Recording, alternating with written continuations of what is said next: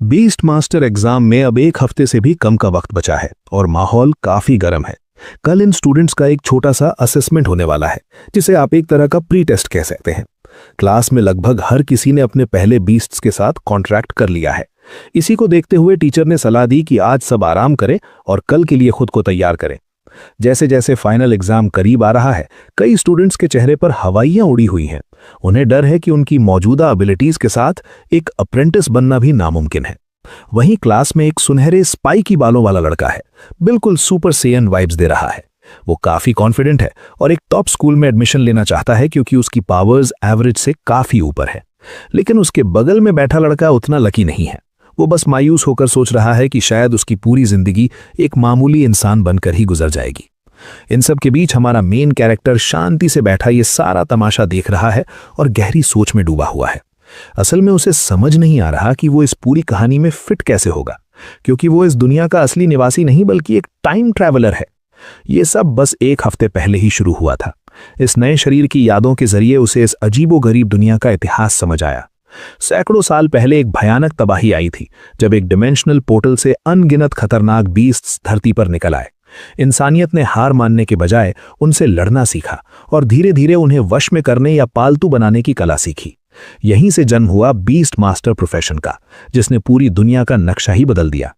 आज के दौर में यहाँ के हर नौजवान का सबसे बड़ा सपना एक महान स्पिरिचुअल मास्टर बनना है। जब कोई 18 साल का होता है, तब वो अपने पहले बीस्ट के साथ एक पवित्र कॉन्ट्रैक्ट बनाता है। नियम सीधा है, आपकी स्पिरिचुअल पावर जितनी स्ट्रांग होगी, आपका बीस्ट भी उतना ही ताकतवर होगा। लेकिन हमारे हीरो की किस्मत यहां भी उसका मजाक उड़ा रही थी। इस शरीर ने पहले ही एक बेहद छोटे गोल मटोल और मासूम से स्नोबॉल के साथ कॉन्ट्रैक्ट कर रखा था। यह दिखने में इतना प्यारा है कि किसी को चोट पहुंचाना तो दूर, उसे देखकर बस प्यार ही आता है। सबसे बड़ी मुसीबत यह है कि यह बिल्कुल भी घातक नहीं है और कभी इवॉल्व भी नहीं हो सकता। इसका मतलब था कि इस लड़के की तकदीर में बस एक गुमनाम और साधारण जिंदगी लिखी थी। अक्सर कहानियों में टाइम ट्रैवलर्स को बहुत तगड़ी पावर्स मिलती हैं, पर यहां तो बेचारा शुरुआत में ही पिछड़ गया। तभी एक दूसरा स्टूडेंट उसके पास आकर मजे लेते हुए कहता है, भाई एक नॉर्मल इंसान बनकर जीना ही सबसे सही है, फालतू के रिस्क लेने की जरूरत ही क्या है। वो और उसके दोस्त हीरो का मजाक उड़ाते हुए कहते हैं कि उसका ये छोटा सा स्नोबॉल कम से कम आइसक्रीम बेचने के काम तो आ ही सकता है। ये कमेंट्स हमारे प्रोटैगनिस्ट को अंदर तक चुभ जाते हैं, पर तभी शायद उसके गुस्से या उसकी बेबसी की वजह से वो सिस्टम एक्टिवेट हो जाता है जो उसके साथ इस दुनिया में आया था। वो थोड़ा कंफ्यूज भी होता है कि भाई ये साला सिस्टम लोड होने में इतना टाइम क्यों ले रहा था, पर अब वो राहत की सांस लेता है क्योंकि उसे पता है कि अब उसकी जिंदगी में एक बहुत बड़ा धमाका होने वाला है। सबसे पहले वो अपनी स्टेटस विंडो खोलकर देखता है। ये सिस्टम उसे हर बड़ी उपलब्धि या अचीवमेंट पर शानदार रिवॉर्ड्स देने वाला है। इसके बाद वो स्नोबॉल के स्टैट्स चेक करता है और जो वो देखता है उस पर उसे खुद यकीन नहीं होता। सिस्टम के मुताबिक जब स्नोबॉल की ग्रोथ 100% हो जाएगी तो वो इवॉल्व हो सकता है। ये बात पूरी दुनिया के लॉजिक के खिलाफ थी, क्योंकि सब मानते थे कि ये जीव इवॉल्व नहीं हो सकता। इतना ही नहीं, सिस्टम उसे दो अलग अलग एवोल्यूशन पाथ्स दिखाता है। जायंट पाथ, जो पूरी तरह से फिजिकल कॉम्बैट और आइस एलिमेंट की ताकत पर टिका है, जो रैंक 5 तक जा सकता है। क्वीन पाथ, ये पूरी तरह से आइस मास्टरी पर फोकस्ड है और ये सीधा किंग रैंक तक पहुंच सकता है। हीरो मन ही मन सोचता है कि क्या ये कोई गुप्त सीक्रेट रूट है जो सिर्फ उसे दिख रहा है। अब उसे आइसक्रीम का ठेला लगाने की कोई जरूरत नहीं थी, चूंकि क्वीन पाथ उसे ज्यादा ऊंचाइयों तक ले जा सकता था। उसने वही रास्ता चुना। उसने बिना वक्त गवाए अपने कुछ अचीवमेंट पॉइंट्स खर्च किए ताकि स्नोबॉल को मजबूत बनाया जा सके। अभी उसके पास 100 पॉइंट्स थे, जिससे उसने पहला रिवॉर्ड क्लेम किया। जैसे ही उसने अपना हाथ स्नोबॉल की तरफ बढ़ाया, एक जादुई प्रोसेस शुरू हो गई। धीरे धीरे स्नोबॉल की ताकत बढ़ने लगी और वो स्टेज 2 पर पहुंच गया। हालांकि ऊपर से देखने में वो अब भी वैसा ही क्यूट था, पर अंदर से उसकी पावर बदल चुकी थी। अब अगले स्टेप के लिए उसे आइस एसेंस और जेड स्पिरिट जैसे रेयर आइटम्स की जरूरत थी। कोई सोच भी नहीं सकता था कि ये मामूली से दिखने वाले मटेरियल्स स्नोबॉल जैसे जीव को इतना पावरफुल बना सकते हैं। अब समस्या थी पैसे जुटाने की। जब वो इन सामानों के बारे में सोच रहा था, तभी कुछ लड़के फिर से उसका मजाक उड़ाने लगे। हमारे हीरो ने उन्हें इग्नोर किया और स्नोबॉल से कहा कि इनकी बातों पर ध्यान मत दो, जब टेस्ट का समय आएगा तब हम अपनी असली औकात दिखाएंगे। जो लड़का उसे चिढ़ा रहा था, वो दरअसल हीरो की शांति से बहुत ज्यादा जलता था। वो इलाके की काफी रसूखदार जैंग फैमिली से ताल्लुक रखता था और हीरो जानता था कि अभी उनसे पंगा लेना समझदारी नहीं है। वो जलकुकड़ा लड़का जाते जाते कह गया, जल्द ही सबको दिख जाएगा कि असली कचरा कौन है। ये सुनकर उसके चमचे और ज्यादा हंसने लगे। उन्हें पूरा भरोसा था कि हमारे हीरो से कुछ नहीं हो पाएगा। तभी वहां एक सुनहरे बालों वाली लड़की गुआन आती है और उन लड़कों को उनकी बदतमीजी के लिए खूब सुनाती है। उन लड़कों ने जाते जाते फिर से तंज कसा कि वो हमारे हीरो जैसे कचरे से नहीं डरते। हमारा हीरो वहां से निकलना ही बेहतर समझता है, क्योंकि बेवकूफों से बहस करना वक्त की बर्बादी है। वो गुआन से कहता है कि उसे कुछ जरूरी सामान खरीदने पेट स्टोर जाना है और अगर वो चाहे तो साथ चल सकती है। स्टोर पहुंचकर उसे एहसास होता है कि ये जादुई आइटम्स कितने महंगे हैं। उसकी महीनों की मेहनत की कमाई चंद मिनटों में फुर हो गई। गुआन उसे अपने घर डिनर पर बुलाती है क्योंकि उसकी मम्मी ने उसे याद किया था। बातों बातों में ये भी साफ हो जाता है कि गुआन के मन में हमारे हीरो के लिए खास जगह है। वो पूछती है कि क्या वो कल के एग्जाम में उसके साथ चलेगा। हीरो हाँ कह देता है, क्योंकि उसे भी वही टेस्ट देना है, जिससे गुआन के चेहरे पर बड़ी सी मुस्कान आ जाती है। रात को घर पहुंचकर हीरो को समझ आता है कि स्नोबॉल का ये सफर काफी महंगा होने वाला है। वो तुरंत खरीदे हुए आइटम्स स्नोबॉल को अब्जॉर्ब करने के लिए दे देता है। प्रोसेस बहुत तेज होती है। स्नोबॉल का शरीर बढ़ने लगता है और एक इतनी तेज रोशनी निकलती है कि हीरो की आंखें चुंधिया जाती हैं। जब रोशनी कम होती है तो वो दंग रह जाता है। स्नोबॉल अब एक गोल गेंद नहीं थी, बल्कि उसने एक इंसानी शरीर ले लिया था। वो अब एक छोटी सी लड़की बन चुकी थी, जो अब एक रैंक 2 आइस क्रिस्टल स्पिरिट थी। अब वो हमला भी कर सकती थी। हीरो की खुशी का ठिकाना नहीं रहता, क्योंकि अब वो कम से कम एग्जाम पास करने के काबिल तो हो गया था। उसे यकीन नहीं हो रहा था कि स्नोबॉल ने एक ही बार में पूरा लेवल जंप कर लिया। नॉर्मल स्टूडेंट्स के बीस्ट सभी लेवल 1 के 5वें स्टेज तक ही पहुंच पाते हैं, और यहां स्नोबॉल सीधा लेवल 2 पर थी। उसके पास खड़े होकर ही एक हड्डियों को कपा देने वाली ठंड महसूस हो रही थी। सिस्टम के बिना ये कोई नहीं जानता कि स्नोबॉल को क्या चाहिए था। हीरो ने एक सही जुआ खेला था। उसने खुद के लिए खरीदे गए स्पिरिचुअल क्रिस्टल्स और स्ट्रेंथ क्रिस्टल को भी इस्तेमाल किया। जैसे ही उसने वो मटेरियल्स लिए, उसके शरीर में एक जबरदस्त बदलाव शुरू हुआ। उसे ऐसी ताकत महसूस हुई जो उसने पहले कभी अनुभव नहीं की थी। उसकी फिजिकल और स्पिरिचुअल पावर दोनों तेजी से बढ़ रही गईं। अब उसे सर्दी का एहसास भी कम हो रहा था और शरीर के अंदर एक नई ऊर्जा का सैलाब उमड़ रहा था। उसे लगा कि भले ही उसे खुद ना लड़ना पड़े, पर ताकत का होना कभी बुरा नहीं होता। अगर कभी खतरा आया तो वो खुद को संभाल सकेगा। तभी स्नोबॉल ने प्यार से उसका पैर पकड़ लिया। हीरो ने अपने बचे हुए सारे पॉइंट्स खर्च कर दिए ताकि स्नोबॉल लेवल 2 के स्टेज 4 तक पहुंच सके। कल का असेसमेंट अब सिर्फ एक टेस्ट नहीं, बल्कि एक बहुत बड़ा सरप्राइज होने वाला था। अगले दिन वो और गुआन सड़कों पर टहलते हुए सेंटर की तरफ जा रहे थे। गुआन उसकी बढ़ी हुई उत्सुकता और जोश को देखकर हैरान थी। उसने कभी नहीं सोचा था कि उस लड़के में इतना आत्मविश्वास आ सकता है। हीरो बस इतना कहता है कि वक्त के साथ लोग बदलते रहते हैं, पर वो ये नहीं बताता कि वो एक ट्रांसमाइग्रेटर है। रास्ते में कुछ लड़कियां उन्हें देखकर गॉसिप शुरू कर देती हैं। वो गुआन जैसी टैलेंटेड लड़की को उस लूजर के साथ देखकर जल रही थीं। उन्हें ये हजम नहीं हो रहा था कि गुआन ने एक पॉपुलर लड़के का प्रपोजल ठुकराकर इस लड़के को क्यों चुना। हीरो चुपचाप ये सब सुनता रहा। असल में ये दोनों कजिन्स हैं और गुआन की टैलेंट की वजह से उसके जितने चाहने वाले हैं, उससे कहीं ज्यादा उससे जलने वाले दुश्मन भी हैं। गुआन को थोड़ी चिंता थी कि क्या वो सच में स्नोबॉल को एग्जाम में इस्तेमाल करेगा। हीरो उसे भरोसा दिलाता है कि स्नोबॉल को अब कोई हल्के में नहीं ले पाएगा। गुआन भावुक होकर उसे गले लगा लेती है, जो देखने में थोड़ा अजीब लग रहा था, जैसे अलाबामा वाली कोई कहानी हो। वो कहती है कि अगर दोनों पास हो गए तो वो जमकर सेलिब्रेट करेंगे। उनकी इस बातचीत को दो फालतू के विलन आकर डिस्टर्ब कर देते हैं। एक बदशक्ल सी लड़की गुआन पर चिल्लाने लगती है कि उसने उसका बॉयफ्रेंड चुराया है। गुआन चिढ़कर पूछती है कि आखिर तुम दोनों हो कौन और किस बॉयफ्रेंड की बात कर रही हो। वो लड़की अपने बॉयफ्रेंड शाओ होंग का नाम लेती है, जिसे गुआन ठीक से जानती तक नहीं थी। गुआन उसे साफ कर देती है कि उसे ऐसे लड़कों में कोई दिलचस्पी नहीं है। वक्त बर्बाद न करते हुए गुआन हीरो का हाथ पकड़कर आगे बढ़ जाती है।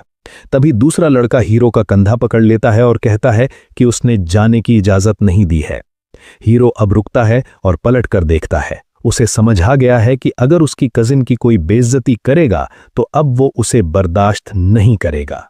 अपनी आंखों में खौफनाक कातिलाना गुस्सा लिए वो ब्लॉन्ड लड़की उस कमीने लड़के को सख्त चेतावनी देती है कि वो तुरंत अपना हाथ उसके कजिन के कंधे से हटा ले। उस लड़के को अचानक एक ऐसा भारी दबाव महसूस होता है जिससे उसकी रूह कांप जाती है, लेकिन पीछे हटने के बजाय वो सबसे हिंसक रास्ता चुनता है और एक औरत पर मुक्का चलाने की कोशिश करता है। लेकिन तभी मेन कैरेक्टर ने उसका हाथ बीच में ही रोक लिया। ये देखकर उसकी कजिन ने भी ऐसी उम्मीद नहीं की थी। वो बदसूरत लड़की अपने कजिन से कहती है कि अब ये सब बंद करो, क्योंकि सबको पता है कि ये लड़का एक लूजर है। वो कमीना लड़का कुछ गालियां बकने की कोशिश करता है, लेकिन उसके पसीने छूटने लगते हैं क्योंकि उसे प्रोटैगनिस्ट की असली ताकत का एहसास हो गया था, जो यकीनन कुछ दिलचस्प करने वाला था। उसने पूरी ताकत के साथ अपना मुक्का उस लड़के के पेट में जड़ दिया। वो लड़का किसी कचरे के थैले की तरह हवा में उड़ता हुआ दूर जा गिरा, जिसे देखकर वो बदसूरत लड़की सन्न रह गई। जब वो लड़का उठने के लिए संघर्ष कर रहा था, हमारा मेन कैरेक्टर उसकी तरफ बढ़ता है। वो कहता है कि वो इस ब्लॉन्ड लड़की का कजिन है और अगर वो उसे नुकसान पहुंचाने की सोचेगा भी तो पहले उसे इससे निपटना होगा। उस पल वो बैकग्राउंड कैरेक्टर डर के मारे अपनी पैंट गीली करने लगता है और लड़के की कजिन उसकी ताकत का यह प्रदर्शन देखकर दंग रह जाती है। ये इतना इंटेंस था कि उसका पूरा शरीर उस पावर को महसूस कर रहा था। यहां तक कि खुद हमारे हीरो ने भी नहीं सोचा था कि उन आइटम्स को इस्तेमाल करने के बाद वो इतना ज्यादा ताकतवर हो जाएगा। और चूंकि अभी बेइज्जती का सेशन पूरा नहीं हुआ था, उस कमीने लड़के ने फिर से हमला करने का फैसला किया। इस बार वो अपनी स्पिरिचुअल एनर्जी का इस्तेमाल करने वाला है। वो उन सबके सामने एक नीली आग जैसी चमक पैदा करता है, लेकिन गौर से देखने पर ना तो मेन कैरेक्टर को और ना ही उसकी कजिन को इससे कोई फर्क पड़ा। उनके सामने एक घोस्ट वुल्फ खड़ा था जो अभी भी रैंक 2 पर था। अपने भेड़िए की ताकत पर पूरा भरोसा करते हुए वो कमीना पूछता है कि क्या वाकई वो उसे चुनौती देना चाहते हैं। स्नोबॉल अभी भी रैंक 1 पर है, लेकिन स्टेज 7 तक पहुंच चुकी है। इस लड़ाई में उसके जीतने के चांस बहुत ज्यादा नहीं है और लड़का पहले से ही दूसरे ऑप्शंस के बारे में सोच रहा है। लेकिन उसकी कजिन ने हिंसा का रास्ता चुना। इससे पहले कि वो कुछ कर पाती, वो देखती है कि प्रोटैगनिस्ट उसके रास्ते में खड़ा हो गया है, जो उसे काफी हैरान कर देता है। वो जानना चाहती है कि क्या वो वाकई स्नोबॉल को लड़ाई में उतारने वाला है, लेकिन वो नहीं चाहता कि उसे कोई चोट लगे, क्योंकि इससे उसके इवैल्यूएशन पर असर पड़ेगा। इसलिए वो इस सिचुएशन को खुद संभालेगा। वो बदसूरत लड़की मजाक उड़ाते हुए मुस्कुराने लगती है। उसे लगता है कि लड़के का दिमाग खराब हो गया है, क्योंकि पूरे शहर का सबसे फिसड्डी स्टूडेंट आज एक हिंसक सबक सीखने के लिए उतावला है। वो लड़का, जो जल्द ही गंजा होने वाला है, अपने भेड़िए को हमला करने का हुक्म देता है। इसी बीच हमारा मेन कैरेक्टर स्नोबॉल को एक खतरनाक सेशन के लिए बुलाता है। तभी भेड़िए के सामने एक तेज रोशनी चमकती है। वो बीस्ट अचानक कंफ्यूज हो जाता है क्योंकि उसका पूरा शरीर अब बर्फ में जमता जा रहा है। उस सारी बर्फ के बीच में नन्ही स्नोबॉल दिखाई देती है और ठीक उसके सामने वो घोस्ट वुल्फ पूरी तरह से पत्थर की तरह जम चुका है। ये देखकर उन बैकग्राउंड कैरेक्टर्स की बोलती बंद हो गई। ये बिल्कुल नामुमकिन होना चाहिए था। यहां तक कि उसकी कजिन भी सोच रही है कि क्या वाकई वो सामने खड़ी स्नोबॉल ही है। लड़का कंफर्म करता है कि नन्ही स्नोबॉल इवॉल्व होने में कामयाब रही है। वो बेचारा बैकग्राउंड कैरेक्टर अपने घोस्ट वुल्फ को कमांड्स देने की कोशिश करता है, लेकिन वो बीस्ट 1 इंच भी नहीं हिलता। स्नोबॉल अब सिर्फ एक स्नोबॉल नहीं रही, वो एक आइस स्पिरिट बन चुकी है और अपनी बेमिसाल ताकत दिखाते हुए वो उस भेड़िए के शरीर को पूरी तरह से तबाह कर देती है। उसके अवशेष जमीन पर बिखर जाते हैं, जिसे देखकर उसका मालिक गुस्से से पागल हो जाता है। उसे यकीन नहीं हो रहा कि उसे मामूली स्टूडेंट्स ने हरा दिया। उनके 20 तो ज्यादा से ज्यादा रैंक 1 के स्टेज 5 तक होने चाहिए थे, फिर भी उसका भेड़िया मारा गया। वो बदसूरत लड़की पूछती है कि अब उन्हें क्या करना चाहिए, और वो लड़का कहता है कि उसे अंदाजा नहीं था कि उसका सामना किसी हाई क्लास क्रिएचर से होगा। अब भागने का वक्त है। लेकिन हमारा प्रोटैगनिस्ट एक डार्क ऑरा छोड़ता है और पूछता है कि क्या उसने उन्हें भागने की परमिशन दी है। वे तुरंत डर के मारे कांपने लगते हैं। उस आइस स्पिरिट के सामने वे पूरी तरह से बेबस हैं। ये सिचुएशन उस बैकग्राउंड कैरेक्टर को अपनी जिंदगी का सबसे समझदारी वाला फैसला लेने पर मजबूर कर देती है। पूरी तरह अपमानित होकर वो लड़के के सामने झुकता है और अपनी गलतियों के लिए माफी मांगता है, लेकिन मेन कैरेक्टर कहता है कि उसे किसी और से माफी मांगनी चाहिए। वो लड़का तुरंत मुड़ता है और उसकी कजिन के सामने झुककर उस पूरे हंगामे के लिए गिड़गिड़ाने लगता है। वो बदसूरत लड़की अभी भी असलियत नहीं समझ पा रही है। जब वो अपने कजिन को इस हालत से बाहर निकालने की कोशिश करती है तो उसे एक जोरदार थप्पड़ पड़ता है। वो लड़का उसे भी माफी मांगने को कहता है। इस फैमिली ड्रामा को देखकर कजिन बस उन्हें वहां से दफा होने को कहती है, क्योंकि उन्होंने पहले ही काफी वक्त बर्बाद कर दिया है। लड़ाई खत्म होने के बाद लड़का उस आइस स्पिरिट के पास जाता है और उन दोनों बेवकूफों को डर के मारे भागते हुए देखते हुए उसे प्यार से थपथपाता है। उसकी कजिन, जो कुछ भी उसने देखा उससे वाकई एक्साइटेड है और जानना चाहती है कि उसने इतना कूल काम कैसे किया। आइस स्पिरिट की पावर वाकई काबिले तारीफ है, लेकिन क्योंकि वक्त कम है वो कहता है कि वे इस बारे में बाद में बात करेंगे। उन्हें एग्जाम देने जाना है। आखिरकार वे इंपीरियल बीस्ट एसोसिएशन पहुंचते हैं। वहां मौजूद कई स्टूडेंट्स वहां की चीजों को देखकर हैरान हैं। वहां एक विशाल स्मारक है जिसे ओरिजिन स्टोन कहा जाता है। ये किताबों में देखी गई फोटो से कहीं ज्यादा बड़ा है और कुछ लोग जानना चाहते हैं कि इसमें इतना खास क्या है। ये साल का आखिरी एग्जाम है और कुछ लोग हमेशा के लिए अपनी क्वालिफिकेशन खो देंगे, जबकि दूसरे एकेडमी में जाकर एक बिल्कुल अलग जिंदगी जिएंगे। जब सभी स्टूडेंट्स इकट्ठे हो जाते हैं तो कमरे के पीछे का एक दरवाजा खुलता है। एक बेहद गंदी दाढ़ी वाला आदमी सबको ग्रीट करता है। वो कहता है कि उन सबको छोटे ब्रॉन्ज कॉइन्स मिले हैं जिन पर लो, मीडियम, हाई और सुपीरियर लिखा है। ये कॉइन्स ओरिजिन स्टोन की डायमेंशन में घुसने की चाबी हैं। उन्हें खुद अपनी चुनौती की डिफिकल्टी चुननी होगी। ये जितना मुश्किल होगा, रिवॉर्ड्स उतने ही बेहतर होंगे। फिर वो उन्हें पत्थर में लगी स्क्रीन को ध्यान से देखने को कहता है। सबसे ऊंची डिफिकल्टी यानी सुपीरियर पर बीस्ट की ग्रोथ रेट 30% होगी और दूसरे फायदों के साथ एक दूसरा क्रीचर मिलने की भी संभावना है। कई स्टूडेंट्स रिवॉर्ड्स को लेकर उत्साहित हैं और कुछ सबसे ऊंची डिफिकल्टी चुनने की सोच रहे हैं। कजिन जानना चाहती है कि वो अब कौन सी डिफिकल्टी चुनेगा, लेकिन उस दाढ़ी वाले बूढ़े आदमी के पास सबके लिए एक सलाह है। उनका ये चुनाव उनके भविष्य को हमेशा के लिए तय करेगा, इसलिए उन्हें अपनी मौजूदा काबिलियत के हिसाब से ही डिफिकल्टी चुननी चाहिए। कजिन अपने कॉइन को बड़े ध्यान से देखती है, जैसे उसे समझ न आ रहा हो कि क्या चुने। ज्यादातर स्टूडेंट्स सबसे आसान लेवल चुनते हैं, सिर्फ एक ने हार्ड चुना और बेशक हमारे मेन कैरेक्टर ने सुपीरियर चुना। ये देखते ही बैकग्राउंड कैरेक्टर्स उसका मजाक उड़ाने लगते हैं कि जिसने भी ये चुना है वो पागल है, और जाहिर है वो लड़का ही था। वे कहते हैं कि जो भी सुपीरियर डिफिकल्टी चुनता है वो दोबारा कभी टेस्ट नहीं दे पाएगा। कजिन को पता चलता है कि क्या हुआ है। हैरान होकर वो उसके पास भागती है और पूछती है कि क्या उसने वाकई सुपीरियर डिफिकल्टी चुनी है। अगर वो फेल हो गया तो उसे इस साल दूसरा मौका नहीं मिलेगा। बैकग्राउंड कैरेक्टर्स उसका और भी मजाक उड़ाते हैं, लेकिन लड़का कहता है कि उसे अच्छी तरह पता है कि वो क्या कर रहा है। ये बेचारे एनपीसीज जिनका स्क्रीन टाइम बहुत कम था, यहां सिर्फ उसे नीचा दिखाने के लिए आए थे। यहां तक कि टीचर भी पास आता है और पूछता है कि क्या उसने इंस्ट्रक्शंस नहीं सुने। स्टूडेंट्स को बहुत सावधानी से चुनना चाहिए। तभी लड़का कहता है कि उसने बहुत गहराई से सोचने के बाद ही अपना फैसला लिया है।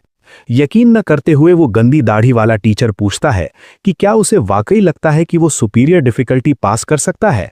आत्मविश्वास से लबरेज लड़का कहता है हाँ। टीचर को उस बच्चे की ये अकड़ पसंद आती है। उसने अपनी चेतावनी दे दी थी, लेकिन वो बच्चों को आग से खेलने से नहीं रोक सकता।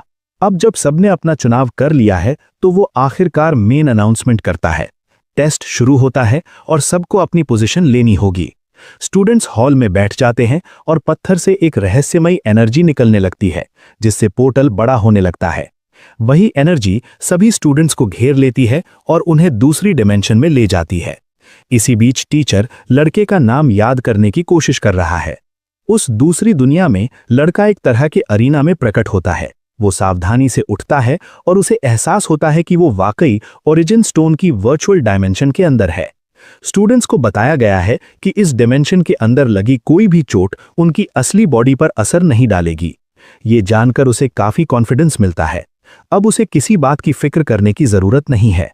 उसी पल सिस्टम उसे इन्फॉर्म करता है कि उसके पास एक अनक्लेम्ड अचीवमेंट है, उसकी पहली जीत। वो हैरान है कि वो यहां भी सिस्टम का इस्तेमाल कर सकता है। उसका रिवॉर्ड 100 अचीवमेंट पॉइंट्स है और उसका स्पिरिचुअल क्रिस्टल है। वो तुरंत उन्हें क्लेम कर लेता है। इसकी मदद से वो अपने स्पिरिचुअल एट्रीब्यूट को बढ़ाता है और स्नोबॉल की ग्रोथ रेट 44% तक पहुंच जाती है।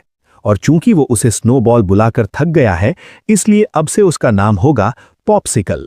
इस पावर अप के साथ लड़के की जीत की संभावना बहुत ज्यादा बढ़ जाती है। वो अरीना में आगे होने वाली चीजों का इंतजार करता है। तभी एक दरवाजा खुलता है। एक बड़ा और डरावना क्रिएचर उनकी तरफ बढ़ता है, एक फायर लिजर्ड जो अभी भी रैंक 1 पर है। लड़के को लगा था कि कुछ ज्यादा मुश्किल होगा, इसीलिए वो उस छिपकली की ताकत को कम आंकता है। लेकिन तभी आग के एक बड़े धमाके से वो चौंक जाता है। वो तुरंत पॉप्सिकल को उसे फ्रीज करने का हुक्म देता है। आइस क्रिस्टल्स पैदा होते हैं और फौरन उन आग की लपटों की तरफ छोड़े जाते हैं। पानी और आग के बीच की उस टक्कर से तुरंत धुएं का एक विशाल बादल बन जाता है। जब धुआं छटता है तो साफ हो जाता है कि वो फायर लिजर्ड पहले ही अपने इकाई भेजी जा चुकी है। लड़का वाकई हैरान है कि उसका अटैक कितना स्ट्रांग हो गया है। इस डिफिकल्टी में कुल 5 लेवल हैं और उसे हर चुनौती को पार करते रहना होगा। अगला क्रिएचर जिसका वो सामना करता है वो एक ममी जैसा दिखता है। फायर लिजर्ड की तरह ये भी रैंक 1 का है। दूसरे चैलेंजर्स के लिए ये थोड़ा मुश्किल हो सकता है, लेकिन हमारे हीरो के लिए ये सिर्फ खेलने का वक्त है। बाहर टीचर बड़े ध्यान से सब कुछ देख रहा है। मेन कैरेक्टर ने मम्मी को इतनी जल्दी हरा दिया कि हमें ये देखने का मौका भी नहीं मिला कि वो क्या करने के काबिल थी। लड़के की पोटेंशियल पर शक करते हुए टीचर को लगता है कि शायद आइस एट्रीब्यूट्स की वजह से उसे फायदा मिल गया, लेकिन असली चुनौती तो अब आने वाली थी। इस बार हमारे प्रोटैगनिस्ट के लिए जो गेट खुलता है वो जेल की सलाखों जैसा दिखता है। एक लकड़ी से बना क्रिएचर बाहर आता है जिसकी आंखें बड़ी और डरावनी है। ये एक प्लांट टाइप बीस्ट है जो पहले से ही रैंक 2 पर है। टीचर का मानना है कि भले ही लड़के का क्रिएचर भी रैंक 2 का है, लेकिन वो शायद अभी स्टेज 1 पर ही है, जबकि दुश्मन क्रिएचर स्टेज 2 पर है। इसलिए वो मान लेता है कि हमारा लड़का हार जाएगा।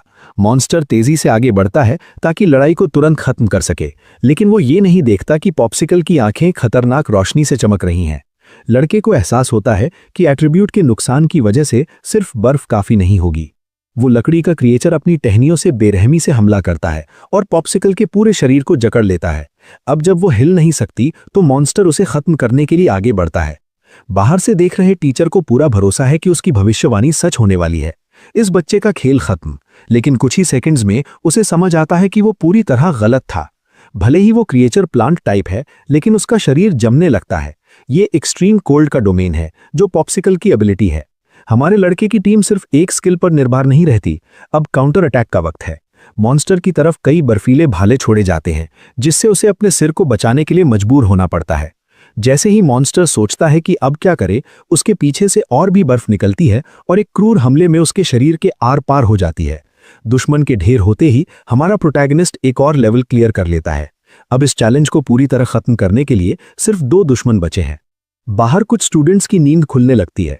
एक जोर जोर से शिकायत करता है कि वो अपने दुश्मन को हराने ही वाला था पर रह गया। दूसरा अपनी हार पर दुख जाहिर करता है। लोएस्ट डिफिकल्टी का 5वां लेवल भी बहुत कठिन है, क्योंकि उसमें रैंक 1 के स्टेज 6 वाले क्रिएचर को हराना होता है। फिर भी कुछ स्टूडेंट्स चैलेंज क्लियर कर रहे हैं, जिसे देखकर कुछ बैकग्राउंड कैरेक्टर्स जलने लगते हैं। तभी वे एक जरूरी चीज नोटिस करते हैं। स्टेजेस में से एक पर अब क्रूर क्लॉ बीस्ट दिखाई दे रहा है। स्टूडेंट्स ओरिजिन स्टोन की तरफ भागते हैं क्योंकि वे जानते हैं कि यह मॉन्स्टर रैंक 2 का है। उन्हें यह समझते देर नहीं लगती कि यह चैलेंज हमारे प्रोटैगनिस्ट का है, जो सुपीरियर डिफिकल्टी में है और फाइनल बैटल तक पहुंच रहा है। आखिरकार लड़का आखिरी लेवल पर पहुंच जाता है।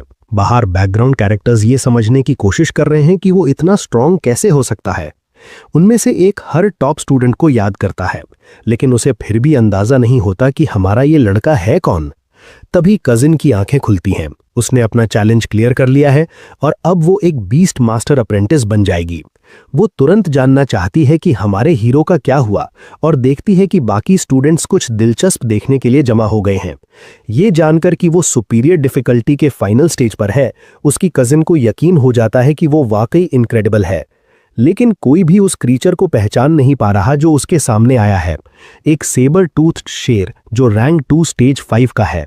किसी भी कैंडिडेट के लिए ऐसे बीस्ट को हराना लगभग नामुमकिन है। अरीना के अंदर लड़के को महसूस होता है कि अब उसे एक असली टक्कर देने वाला मिला है। शेर की तरफ कई आइस स्पाइक्स छोड़े जाते हैं, लेकिन वो क्रीचर बड़ी आसानी से बच निकलता है। उसकी स्पीड लड़के को अलर्ट कर देती है, खासकर तब जब शेर के नाखून उसकी तरफ बढ़ते हैं। हमला इतना सटीक था कि वो लगभग पॉप्सिकल की गर्दन काट ही देता। प्रोफेसर ये जानने के लिए बेताब हैं कि क्या लड़के के पास कोई नई तरकीब है, क्योंकि अब वो सच में उसके पोटेंशियल पर हैरान हो रहा था। वो विशाल शेर धीरे धीरे पास आता है। भले ही पॉप्सिकल उससे एक स्टेज ऊपर है, लेकिन रॉ स्ट्रेंथ का अंतर बहुत ज्यादा है। बदकिस्मती से लगातार इतनी लड़ाइयों के बाद पॉप्सिकल अब अपनी पूरी पावर में नहीं है। अगर इस बार जरा भी लापरवाही हुई तो वो हार सकता है।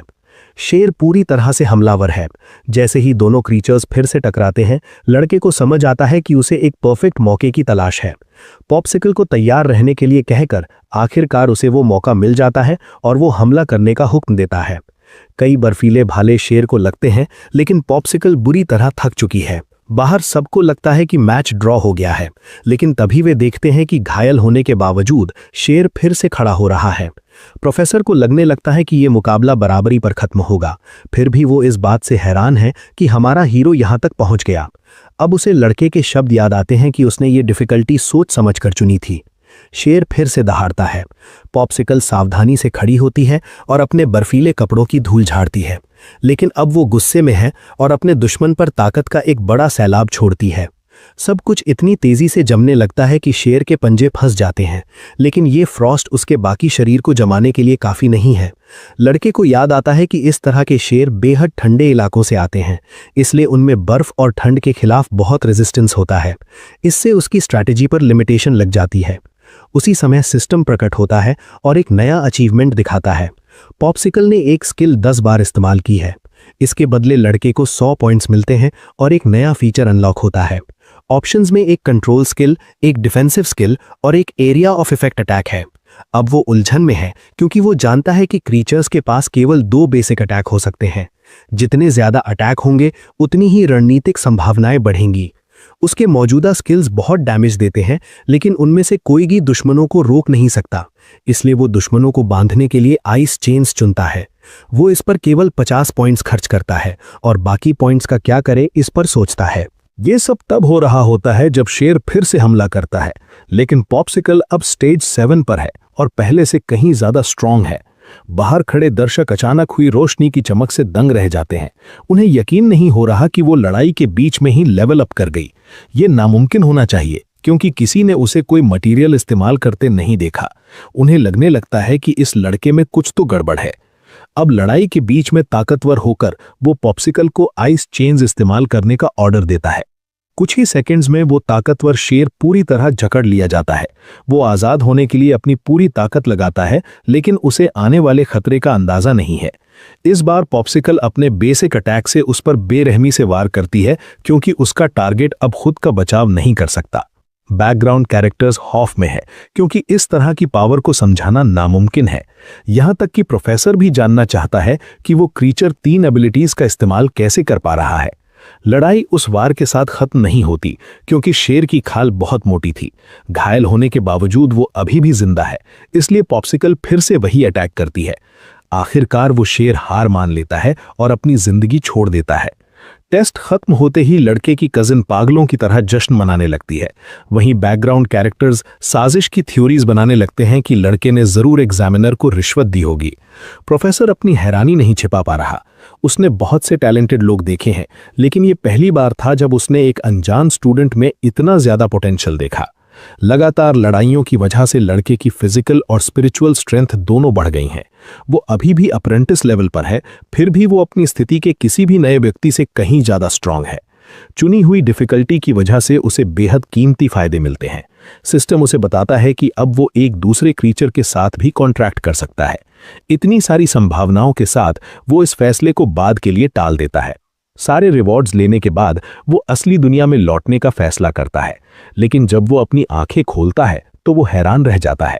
उसके सारे क्लासमेट्स ने उसे घेर रखा है। वे जानना चाहते हैं कि उसने ये कमाल कैसे किया और उन्हें यकीन है कि पॉप्सिकल कोई असाधारण बीस्ट है। भीड़ के बीच से उसकी कजिन रास्ता बनाकर उसे गले लगा लेती है। वो उसके पास होने से बहुत खुश है। प्रोफेसर उसके पास आता है और उसकी तारीफ करते हुए कहता है कि वो वाकई इंप्रेस है और अपनी पुरानी टिप्पणियों के लिए माफी मांगता है। ये देखकर बाकी स्टूडेंट्स को बड़ा झटका लगता है। लड़का कहता है कि उसने इन बातों को दिल पर नहीं लिया। एग्जामिनर तुरंत उसे बीस्ट मास्टर एसोसिएशन में शामिल होने का ऑफर देता है, जिसमें उसे एक हाई रैंक वाली पोजीशन और अच्छी सैलरी मिलेगी, और ये वादा भी करता है कि इससे उसकी पढ़ाई पर कोई असर नहीं पड़ेगा।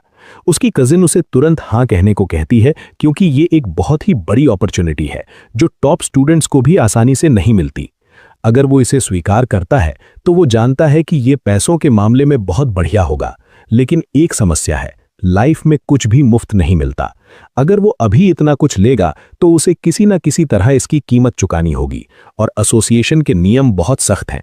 वो अपनी आज़ादी नहीं खोना चाहता, इसलिए वो ऑफर के लिए एग्जामिनर को धन्यवाद देता है और कहता है कि वो ग्रेजुएशन के बाद इस पर विचार करेगा। एक बैकग्राउंड कैरेक्टर हिम्मत दिखाकर पूछता है कि क्या वो उस जगह को ले सकता है, लेकिन एग्जामिनर उसे पूरी तरह इग्नोर कर देता है। एग्जामिनर पहले से ही कल्पना कर रहा है कि हमारा ये मेन कैरेक्टर भविष्य में कितना आगे जाएगा। वो उसे यकीन दिलाता है कि वो उस पर दबाव नहीं डालेगा और कहता है कि अगर उसने कभी अपना इरादा बदला तो एसोसिएशन के दरवाजे उसके लिए हमेशा खुले रहेंगे। इस इंटेंस टेस्ट के बाद लड़का आखिरकार बाहर निकलता है, लेकिन तभी कोई उसकी कजिन को आवाज देकर रुकने को कहता है। वे उसकी सहेलियां हैं ब्लॉसम और बटरकप। बिना किसी हिचकिचाहट के बटरकप अपनी सहेली से प्रोटैगनिस्ट का कॉन्टैक्ट नंबर मांगने के लिए कहती है। ब्लॉसम भी यही कर रही है। वो इतने टैलेंटेड लड़के के साथ टच में रहने के लिए बेताब है। चूंकि वे सब अब क्लासमेट्स होने वाले हैं, लड़कियां उससे दोस्ती बढ़ाने के लिए काफी एक्साइटेड है। लेकिन ये अचानक मिली अटेंशन उसकी कजिन को बुरी तरह जलन महसूस कराती है। इधर हमारा हीरो कहता है कि उसे अभी कुछ जरूरी काम निपटाने हैं, इसलिए वो वहां से निकल रहा है। लड़कियां तो बस उसे सोशल मीडिया पर फ्रेंड बनाने के लिए पीछे पड़ी हैं।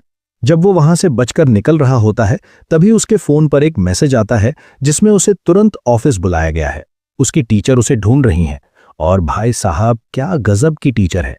उन्होंने पहले ही अफवाहें सुन ली थीं कि लड़के ने सुपीरियर डिफिकल्टी का टेस्ट क्लियर कर लिया है। लड़का अभी भी कंफ्यूजन में उन्हें देख ही रहा था कि तभी टीचर ने उसे दबोच लिया।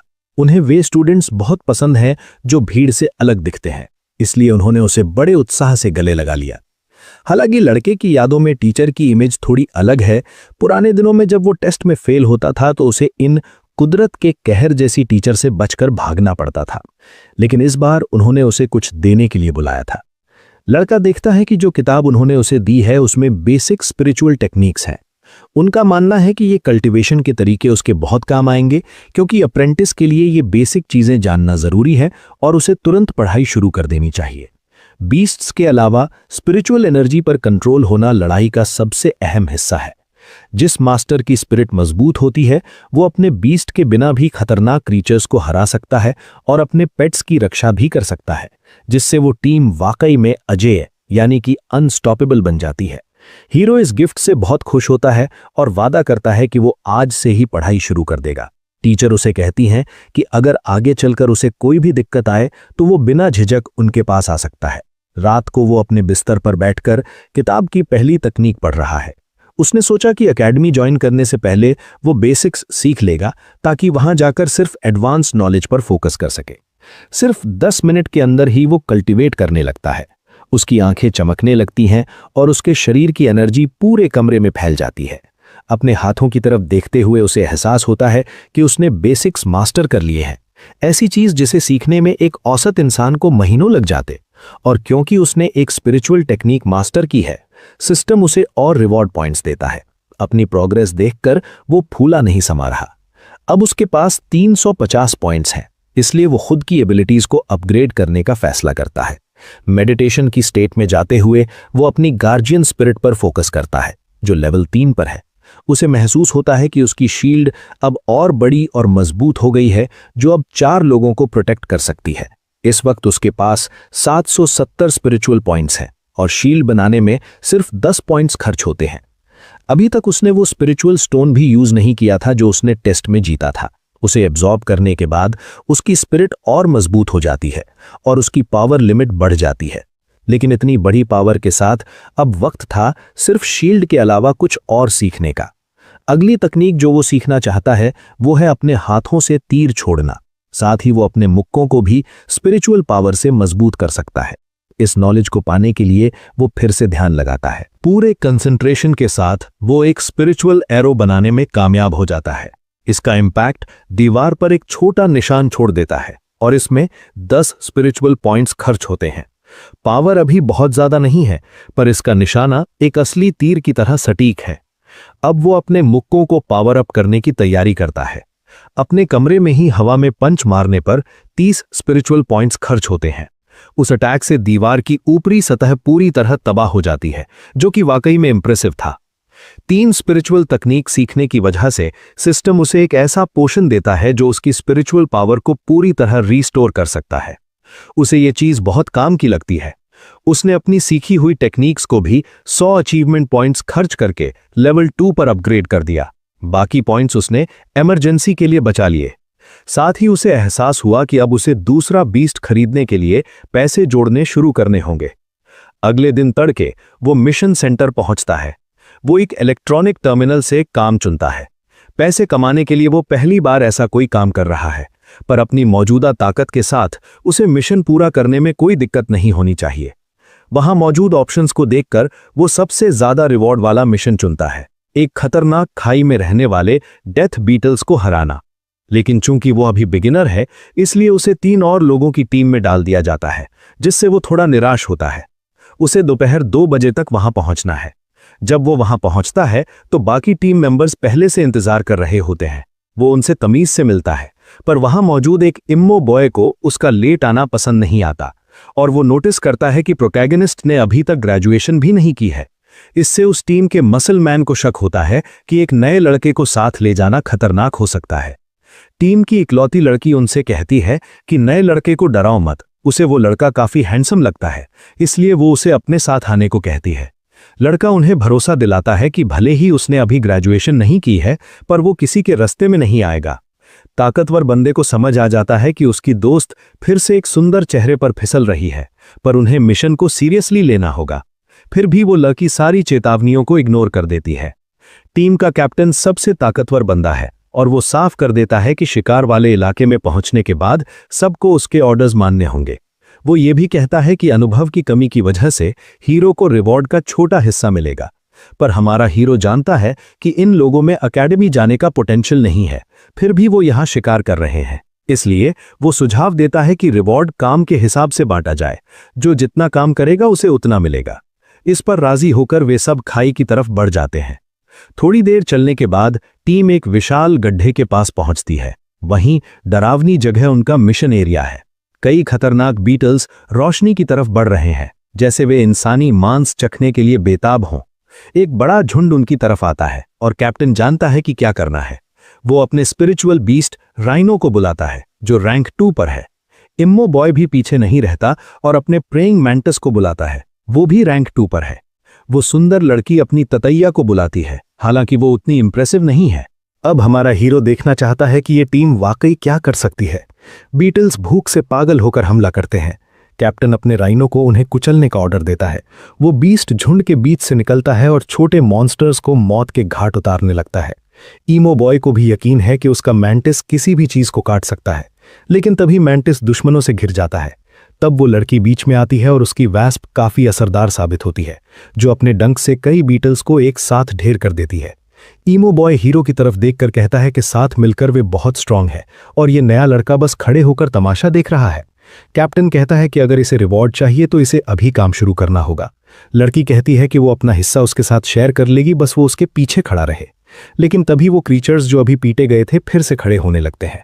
लड़का नोटिस करता है कि उन हमलों का बीटल्स पर कोई खास असर नहीं हुआ। अब वो क्रीचर्स एक नए हमले के लिए जमा होते हैं। इस बार उनकी आवाज अलग है, जिससे वो लड़की बुरी तरह डर जाती है। बीटल्स के अंदर एक भयानक नफरत भर गई है और अब और भी बड़े क्रीचर्स गड्ढे से बाहर निकलने लगे हैं। जमीन पर इतने सारे बीटल्स रेंग रहे हैं कि वे एक चलते फिरते कालीन की तरह लग रहे हैं।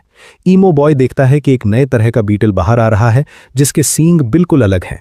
हीरो सोचने लगता है कि क्या इस घोंसले में कोई किंग टाइप क्रीचर भी छुपा है। वो राइनो जो अभी सबको कुचल रहा था, अब उसे बीटल्स जिंदा खाने लगते हैं।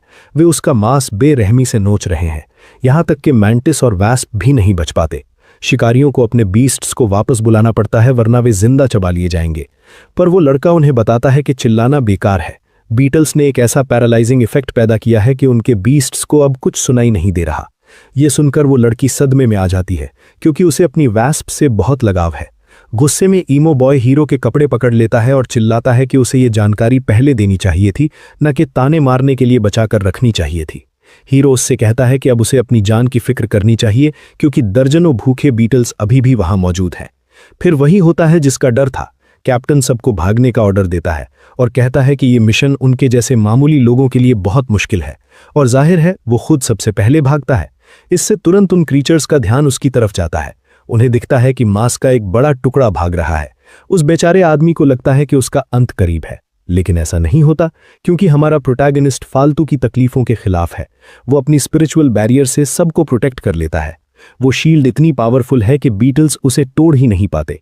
कैप्टन को एहसास होता है कि सिर्फ इंपीरियल एकेडमी के स्टूडेंट्स ही इस लेवल की टेक्निक सीख सकते हैं, पर हमारा लड़का उसे चुप रहने को कहता है और कहता है कि अब देखो आगे क्या होता है। वो बेचारा अब डर के मारे बोल भी नहीं पा रहा। वो बेचारा अब पूरी तरह सदमे में है। अब वक्त आ गया है कि हमारा मेन कैरेक्टर अपनी आइस स्पिरिट नन्ही पॉप्सिकल को मैदान में उतारे। उसे देखते ही सबकी बोलती बंद हो जाती है, क्योंकि उन्होंने अपनी पूरी लाइफ में ऐसा कोई बीस्ट नहीं देखा। हमारे हीरो के लिए ये सारे बीटल्स बस रैंक 1 के मामूली कीड़े हैं।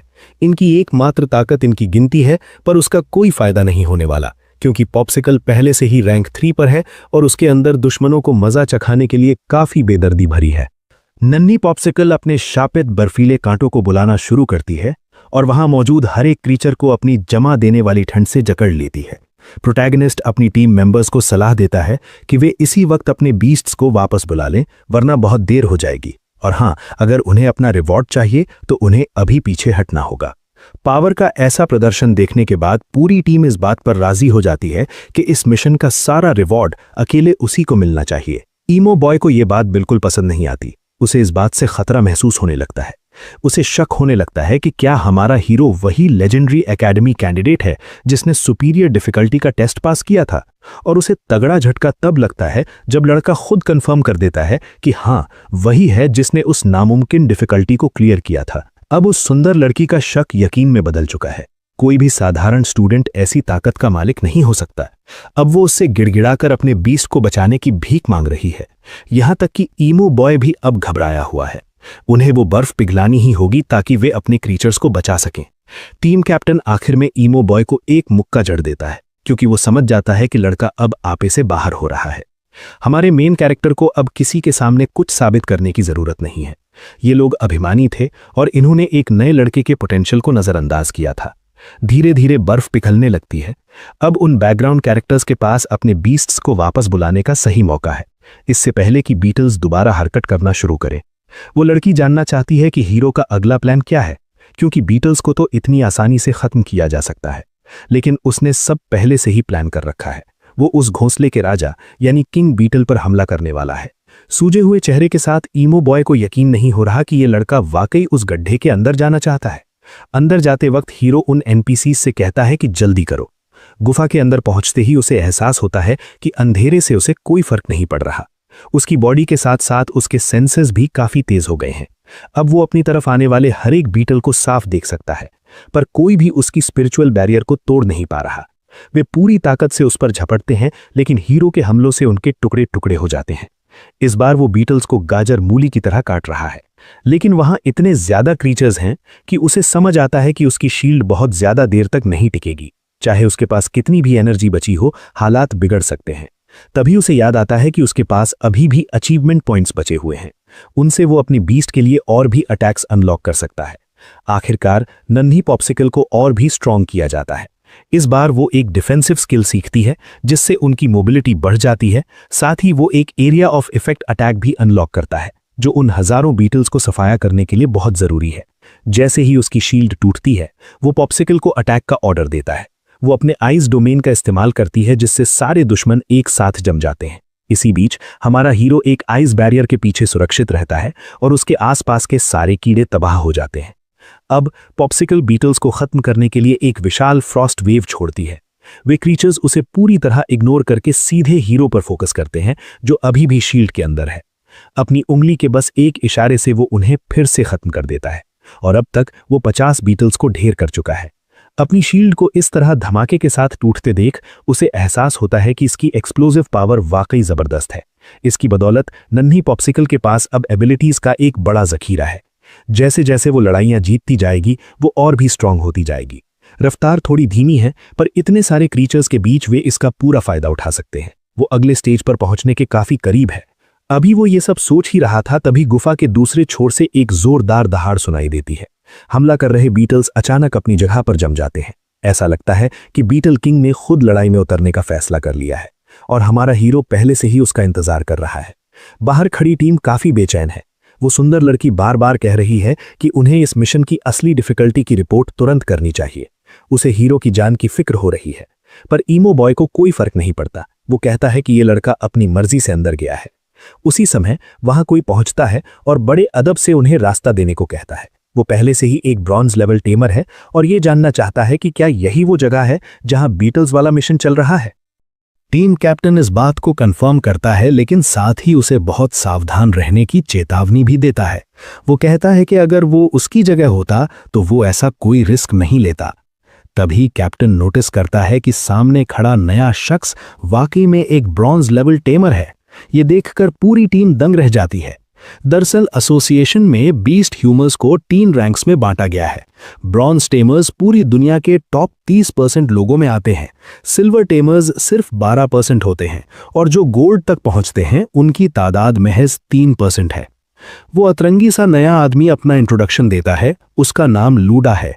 वो बताता है कि एसोसिएशन ने उसे मिशन की अचानक बढ़ी हुई डिफिकल्टी के बारे में इन्फॉर्म किया था, इसलिए वो यहाँ सब कुछ साफ करने आया है।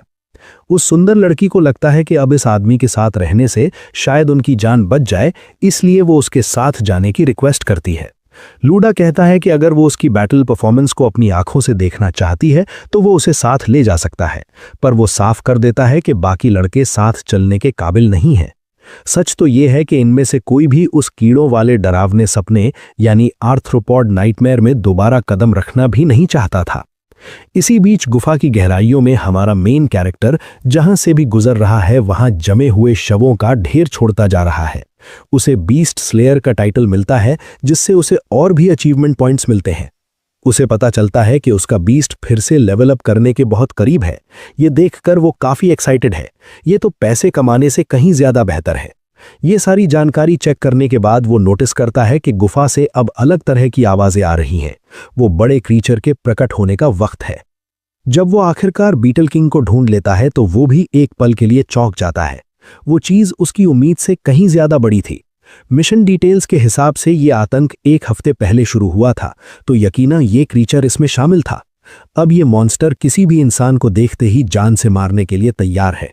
ये रैंक 4 स्टेज 1 का है, पर लड़का अब भाग नहीं सकता, वरना उसे कोई रिवॉर्ड नहीं मिलेगा। इससे पहले कि वो कुछ समझ पाता, एक विशाल स्टोन गोलम वहां प्रकट होता है और खतरनाक हमले शुरू कर देता है। ये वही दूसरा टेमर था जो आखिरकार हमारे हीरो तक पहुंच गया था। चूंकि वो उस सुंदर लड़की को भी साथ लाया था, तो वो हीरो को सही सलामत देखकर चैन की सांस लेती है। पर हीरो को समझ नहीं आता कि वो वापस क्यों आई, जब तक कि वो दूसरे टेमर का जिक्र नहीं करती। कॉन्फिडेंस से भरा हुआ लूडा हमारे हीरो से कहता है कि बच्चे साइड हट जाओ, ये जगह तुम्हारे लिए बहुत डेंजरस है। वो लेजेंडरी बीटल किंग हजारों साल में एक बार दिखता है और पूरे झुंड को कंट्रोल कर सकता है। लूडा कहता है कि वो इसे संभाल लेगा, पर हमारा प्रोटैगनिस्ट कहता है कि मिशन उसने एक्सेप्ट किया है, इसलिए मॉन्स्टर को हराना उसी का काम है। घमंड दिखाते हुए वो टेमर पूछता है कि क्या तुम्हें अंदाजा भी है कि मैं कौन हूं? ठीक उसी पल बीटल किंग हमला करने की कोशिश करता है, पर स्टोन गोलम अपने मास्टर को प्रोटेक्ट कर लेता है। लूडा अपने बीस्ट का फॉर्मल इंट्रोडक्शन देता है। वो पत्थर का मॉन्स्टर रैंक 3 स्टेज 9 का है। लड़ाई हर पल और इंटेंस होती जा रही है। हमारा हीरो पॉप्सिकल को आइस चेन्स यूज करने का ऑर्डर देता है। इसके बाद वो शांति से कहता है कि वो बस एक अप्रेंटिस टेमर है। लूडा को तुरंत एहसास होता है कि वो उस एकेडमी प्रोडिजी के सामने खड़ा है जिसने सुपीरियर डिफिकल्टी का टेस्ट पास किया था। फिर भी वो कहता है कि इससे कोई फर्क नहीं पड़ता, क्योंकि उसके सामने एक असली ब्रॉन्ज लेवल का बैटल टेस्टेड टेमर खड़ा है। पर हमारा लड़का उसकी अकड़ को पूरी तरह इग्नोर कर देता है। उनकी इस ईगो की जंग के बीच वो लड़की चिल्लाती है कि लड़ाई पर फोकस करो, सिचुएशन बिगड़ रही है। बीटल किंग उन दोनों की पकड़ से आजाद हो जाता है। लूडा को अब लगने लगता है कि इस नए लड़के की वजह से काम मुश्किल हो रहा है, इसलिए वो अपनी पावर का असली दम दिखाने का फैसला करता है। स्पिरिचुअल टेक्निक्स से अपने बीस्ट को एनहांस करने के बाद वो गोलम रैंक 4 स्टेज 2 तक पहुंच जाता है। लड़का बड़े ध्यान से ये सब देखता है। उसे पता भी नहीं था कि ऐसा कुछ मुमकिन है। अब गोलम बेहद हिंसक हमले कर रहा है। बेचारा बीटल किंग लगभग चीर दिया गया है। लूडा कहता है कि ऐसी कॉम्प्लेक्स टेक्निक हर कोई नहीं सीख सकता, यही उनके बीच का असली फासला है। पर वो ये नोटिस नहीं करता कि बीटल किंग और भी ज्यादा गुस्से में आता जा रहा है। इंसानों के प्रति नफरत से भरा वो मॉन्स्टर दोबारा हरकत करने लगता है। अब वो पूरी तरह एक उन्माद वाली स्थिति में है, जिससे उसकी पावर रैंक 4 स्टेज 3 तक पहुंच जाती है। बेचारा स्टोन गोलम अब टिक नहीं पा रहा, जिससे उसका मालिक परेशान हो जाता है। मौका पाकर हमारा हीरो पॉप्सिकल के साथ मिलकर अपना स्पिरिचुअल अटैक यूज करता है। उस हिट की वजह से वो बीटल किंग के कवच को डैमेज करने में कामयाब हो जाता है और उसे एक छोटा सा जख्म दे देता है। पर जैसे ही क्रीचर को दर्द महसूस होता है, वो अपना पूरा फोकस हीरो पर शिफ्ट कर देता है। जैसे ही उसका ध्यान लड़के की तरफ मुड़ता है, हीरो आइस चेन्स का इस्तेमाल करता है। पर वो मॉन्स्टर इतना स्ट्रांग है कि उसे जकड़ना नामुमकिन है। लड़का अब थोड़ा चिंतित होने लगता है। वो मॉन्स्टर सीधे उस पर हमला करने की कोशिश कर रहा है। शुक्र है कि स्टोन गोलम उसे पकड़ लेता है, जिससे दोनों टेमर्स को फिर से बराबरी का मौका मिलता है। पर गोलम ज्यादा देर तक टिक नहीं पाता। उसे गुफा के दूसरी तरफ फेंक दिया जाता है और उसका विशाल शरीर दीवार से टकराता है। इम्पैक्ट इतना तेज था कि वो लड़ाई से बाहर हो गया। वो लड़की पैनिक करने लगती है। ये बीटल उनके लिए बहुत ज्यादा पावरफुल है और उन्हें अपनी मौत करीब दिख रही है। लूडा अभी भी अपनी ईगो नहीं छोड़ रहा। वो कहता है कि आज वो इसे छोड़ रहा है और अगली बार प्लान बनाकर जीतेगा। पर हमारा प्रोटैगनिस्ट भागने से इनकार कर देता है। वो तब तक लड़ेगा जब तक बीटल किंग खत्म नहीं हो जाता। ये सुनकर दूसरा टेमर घबरा जाता है। उसका अपना बीस्ट जो इतना स्ट्रांग है वो कुछ नहीं कर पाया, तो ये क्या करेगा? लड़का पूछता है कि क्या उनकी एबिलिटीज के बीच का अंतर सिर्फ उन एडवांस टेक्निक्स की वजह से है। लूडा हाँ कहता है, पर अब वो जानना चाहता है कि ये लापरवाह बच्चा करने क्या वाला है। हमारा हीरो सिस्टम का इस्तेमाल अपने फायदे के लिए करने का फैसला करता है। वो एक स्ट्रेंथनिंग एबिलिटी को एक्टिवेट करता है। दूसरा टेमर सन्न रह जाता है। उसने कभी नहीं सोचा था कि ये लड़का ऐसी टेक्निक यूज कर पाएगा। पॉप्सिकल को और भी ज्यादा ताकतवर होते देख उसे लगता है कि ये कोई मजाक चल रहा है। वो हैरान होकर पूछता है कि आखिर ये लड़का है कौन, क्योंकि ये तो नामुमकिन है। अगले 60 सेकंड्स के लिए पॉप्सिकल रैंक 4 स्टेज 3 की हो जाएगी। अब इस लड़ाई को खत्म करने का वक्त है। मॉन्स्टर पर आइस चेन्स का इस्तेमाल किया जाता है। पावर बढ़ने की वजह से ये स्किल और भी ज्यादा असरदार हो गई है, लेकिन वे इसे ज्यादा देर तक बरकरार नहीं रख पाएंगे। उन्हें हर मौके का फायदा उठाना होगा। हीरो अपनी स्पिरिचुअल पावर से डैमेज देना शुरू करता है। अब एनहांसमेंट खत्म होने में सिर्फ 40 सेकंड बचे हैं। इतने खतरनाक हमलों के बावजूद चेन्स अब बीटल किंग के शरीर को और नहीं रोक पा रही थीं। लूडा उससे रुकने की भीख मांगता है। उसे लगता है कि अगर लड़के ने अपनी पावर को ऐसे ही ड्रेन किया तो वो जवानी में ही मर जाएगा। पर हमारा लड़का उसे भरोसा दिलाता है कि वो अपनी स्पिरिचुअल रिजर्व का सिर्फ आधा हिस्सा यूज कर रहा है। वो कुछ भी डेंजरस नहीं कर रहा। ये सुनकर वो टेमर खौफ में आ जाता है। ऐसा कुछ तो बिल्कुल इम्पॉसिबल होना चाहिए। वो लड़की अब पूरी तरह श्योर है कि वो एक असली जीनियस प्रोडिजी को अपनी आंखों के सामने देख रही है और पहली बार उसे लगता है कि वे सच में जीत सकते हैं। इतने हमले झेलने के बाद भी बीटल किंग जिंदा है और खतरा बना हुआ है, पर अब पॉप्सिकल अपना धैर्य खो चुकी है। वो क्रीचर पर एक जोरदार प्रहार करती है और उसकी शॉक वेव हिला देने वाली है। किसी को समझ नहीं आ रहा कि क्या हुआ या पॉप्सिकल इतनी पावरफुल कैसे है। लूडा कहता है कि प्राचीन काल में मिथकीय बीस्ट्स भी लड़ाइयों में शामिल होते थे। इंसानों ने 5 एलिमेंटल क्रीचर्स को इकट्ठा करके दुनिया में शांति बहाल की थी और तब से वे पांचों गायब हो गए। अब सिर्फ 30 सेकंड बचे हैं और लड़का लड़ाई खत्म करने के लिए उतावला है। पॉप्सिकल अपना आखिरी और सबसे क्रूर हमला करने के लिए तैयार है। अपनी जिंदगी की सबसे बुरी मार खाने के बाद बीटल भागने की कोशिश करता है, पर उसके पीछे हमारा हीरो और पॉप्सिकल हैं, बेरहम और निडर। उनके हमलों ने आखिरकार क्रीचर के मजबूत कवच को तोड़ दिया और उसे बुरी तरह घायल कर दिया। तभी सिस्टम अनाउंस करता है कि ये पहला बॉस है जिसे लड़के ने हराया है। वो लड़की खुशी से झूमने लगती है, जबकि लूडा चिढ़ जाता है क्योंकि उसकी सारी लाइमलाइट चोरी हो गई थी। कार्ड का इफेक्ट खत्म होते ही पॉप्सिकल का बूस्ट भी खत्म हो जाता है। हीरो उसे शाबाशी देता है और इस लड़ाई की वजह से वो रैंक 3 के स्टेज 5 तक पहुंच गई है। वो छोटी सी जान थक चुकी है और तुरंत वहीं ऊँघने लगती है। लड़का अब उसके अगले एवोल्यूशन के लिए जरूरी मटेरियल्स के बारे में सोचने लगता है। इस जीत की वजह से उसे 500 अचीवमेंट पॉइंट्स, एक रिवाइवल पोशन, एक एडवांस्ड आइस क्रिस्टल और एवोल्यूशन मटेरियल्स मिलते हैं। उसे इसकी उम्मीद नहीं थी, इसलिए वो सिस्टम से बहुत खुश है। तभी दूसरा टेमर उसे आवाज देता है। वो कुछ डिस्कस करना चाहता है। वो एक बहुत ही बेहुदा रिक्वेस्ट करता है। वो चाहता है कि क्रीचर को हराने का क्रेडिट उसे दिया जाए। लड़की को भी यह बात बहुत ओवर द टॉप लगती है, फिर भी लूडा इसके बदले उसे पैसे देने का ऑफर देता है।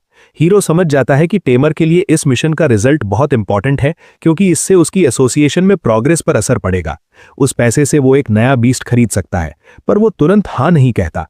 उसे लगता है कि थोड़ा रुक कर वो बेहतर मोल भाव कर सकता है। लूडा कहता है कि वो जितनी रकम ऑफर कर रहा है वो उसकी आधे साल की सेविंग्स है और इसमें वो मिशन रिवॉर्ड शामिल नहीं है जिसे वो पूरा खुद रखने वाला है। वो हीरो का एक पर्सनल फेवर कर्जदार रहने को भी तैयार है, बस ताकि ये डील अभी फाइनल हो जाए। ये सुनकर लड़का खुश हो जाता है क्योंकि फेवर्स की कोई कीमत नहीं होती। वे जल्दी से ट्रेड करते हैं और लड़के को किसी चीज की 10 यूनिट्स मिलती हैं। कहानी में ये साफ नहीं है कि वो चीज क्या थी। उस डील के पक्के होते ही लड़का देखता है कि कोई और भी अपने बीस्ट के साथ वहां पहुंच रहा है। यह एकेडमी का इवैल्यूएटर था जिसे लूडा ने तुरंत पहचान लिया। उसके कपड़ों को देखकर साफ हो गया कि वो एक सिल्वर लेवल टेमर है, जिसे देखकर वो सुंदर लड़की और भी ज्यादा हैरान रह गई। उसने कभी सोचा भी नहीं था कि वो इतने ऊंचे रैंक के किसी इंसान से मिलेगी। इवैल्यूएटर हमारे मेन कैरेक्टर को दोबारा देखकर काफी एक्साइटेड लगता है। उनकी पहले भी एक बार मुलाकात हो चुकी है। लड़का उसे बड़े कैजुअल अंदाज में ग्रीट करता है, जिसे देखकर लूडा सन्न रह जाता है कि ये दोनों एक दूसरे को पहले से जानते हैं। वहां पहुंचकर इवैल्यूएटर देखता है कि मिशन सफलतापूर्वक पूरा हो चुका है। लूडा सारा क्रेडिट खुद ले लेता है और कहता है कि किसी को चोट नहीं आई, लेकिन इवैल्यूएटर का ध्यान असल में हमारे प्रोटैगनिस्ट पर है। उसे पता है कि लड़के का बीस्ट अकेले उस दुश्मन को हराने के लिए काफी नहीं था, इसलिए जीत यकीनन टीम वर्क का नतीजा थी। इवैल्यूएटर दूसरी बार लड़के से माफी मांगता है और कहता है कि एसोसिएशन ने मिशन की डिफिकल्टी का गलत अंदाजा लगाया था। असेसमेंट में गलती हुई थी, लेकिन लड़का कहता है कि कोई बात नहीं, क्योंकि लूडा ने सबको बचा लिया। चूंकि वहां मौजूद लोग ही सच जानते हैं, इसलिए लूडा खुद को काफी बड़ा महसूस करने लगता है। हमारा लड़का कहानी में इस तरह घुल मिल गया कि उसने लूडा को सारा पब्लिक क्रेडिट लेने दिया। वो लड़की समझ जाती है कि जो आदमी आया है वो एसोसिएशन में बहुत बड़ा ओहदा रखता है। अचानक बढ़ी डिफिकल्टी की वजह से एसोसिएशन हमारे हीरो को रिवॉर्ड के तौर पर 10,000 एक्स्ट्रा देगा, लेकिन उन्हें रिसर्च के लिए उस क्रिएचर की बॉडी चाहिए। लूडा ये देखकर हैरान है कि लड़के ने एक ही दिन में भारी रकम कमा ली। ये खबर सुनकर लड़का बस उस रिवॉर्ड को स्वीकार कर लेता है।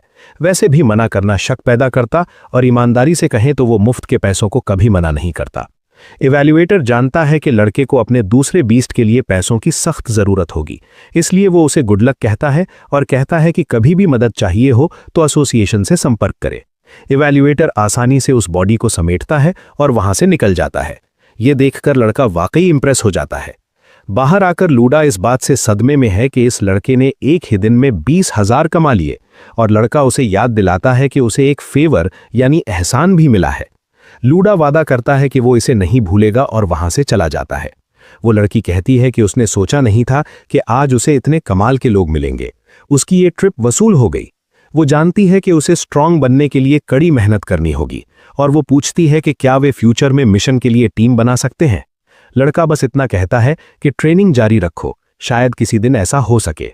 मिले हुए पैसों से आखिरकार लड़का अपना दूसरा बीस्ट खरीद पाएगा। वो तुरंत शॉप पहुंचता है जहां रिसेप्शनिस्ट उसका स्वागत करती है। वो बताता है कि उसे दूसरा बीस्ट चाहिए, और वो उसे नीचे की मंजिल पर ले जाती है जहां बेचने के लिए कई क्रिएचर्स रखे थे। वो उसे आराम से चुनने के लिए कहती है।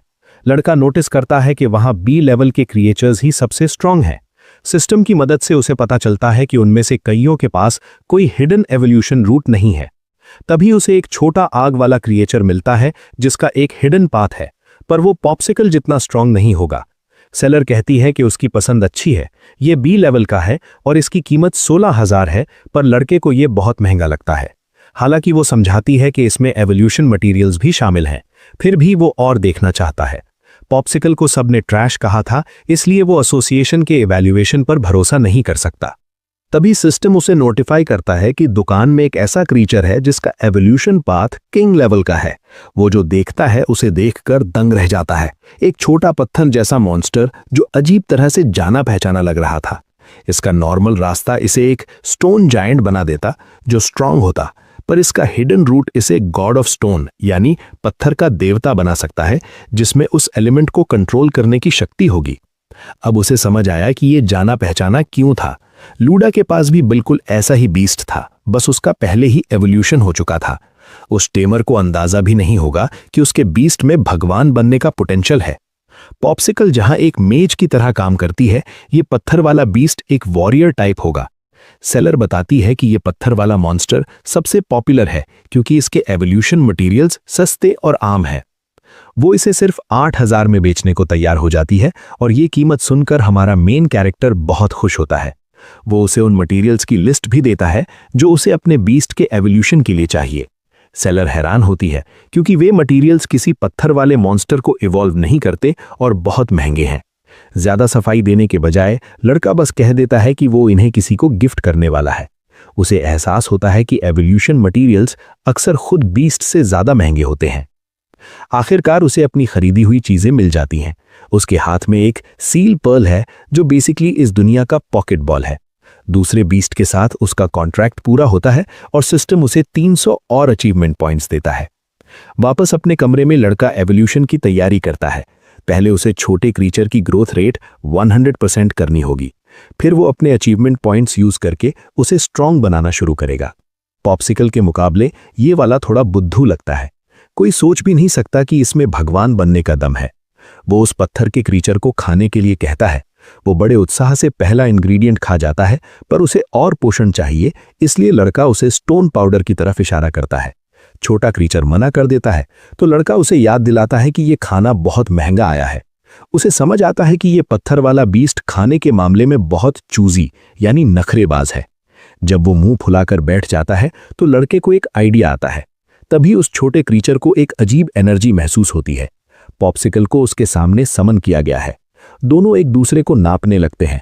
पत्थर वाला बीस्ट अपनी धौंस जमाने की कोशिश करता है और पॉप्सिकल पर वार करना चाहता है, पर उसे तुरंत अपनी औकात समझ आ जाती है। वो इतना स्ट्रांग नहीं है कि ऐसी हरकत करे। डांट पड़ने के बाद वो किसी बिगड़े हुए बच्चे की तरह रोने लगता है। अब लड़के को समझ आता है कि ये काम आसान नहीं होगा। दोनों बीस्ट्स के बीच अभी काफी अनबन है, पर कम से कम पत्थर वाले बीस्ट ने अब खाना शुरू कर दिया है। पाउडर का स्वाद खराब होने के बावजूद उसकी ग्रोथ रेट आखिरकार 100% पहुंच जाती है। उसके पूरे शरीर पर एक डार्क लाइट लिपटने लगती है और एक बड़ा कायापलट यानी मेटामॉर्फोसिस शुरू होता है।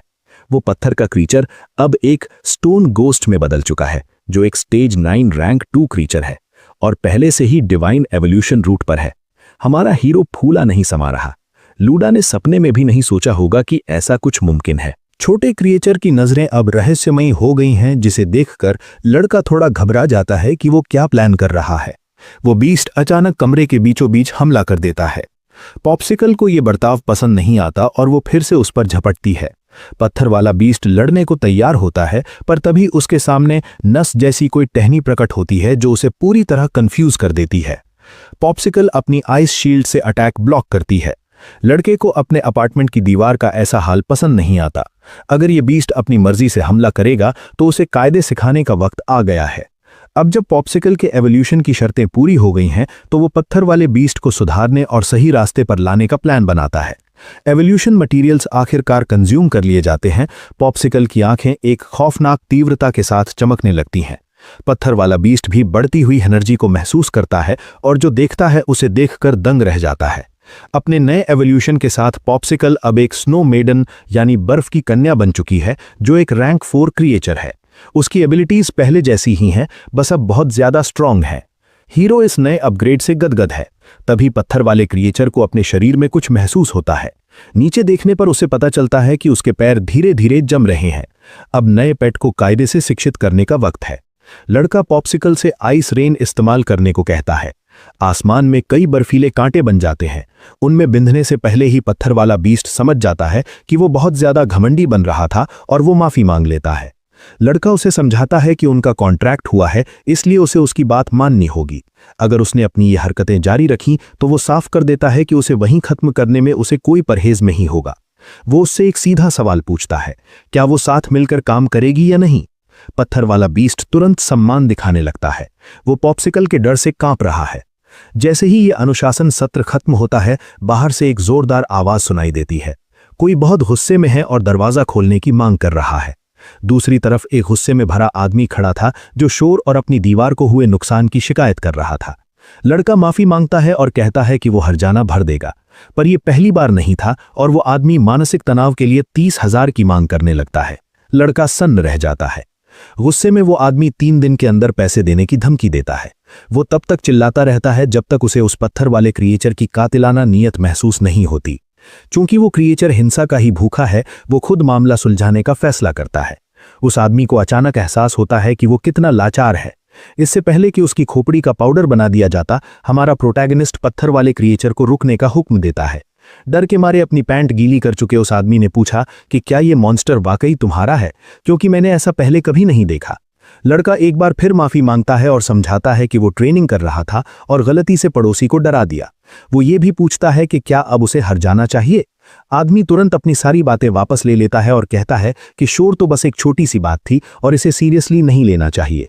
आखिरकार वो लंबी रात खत्म होती है।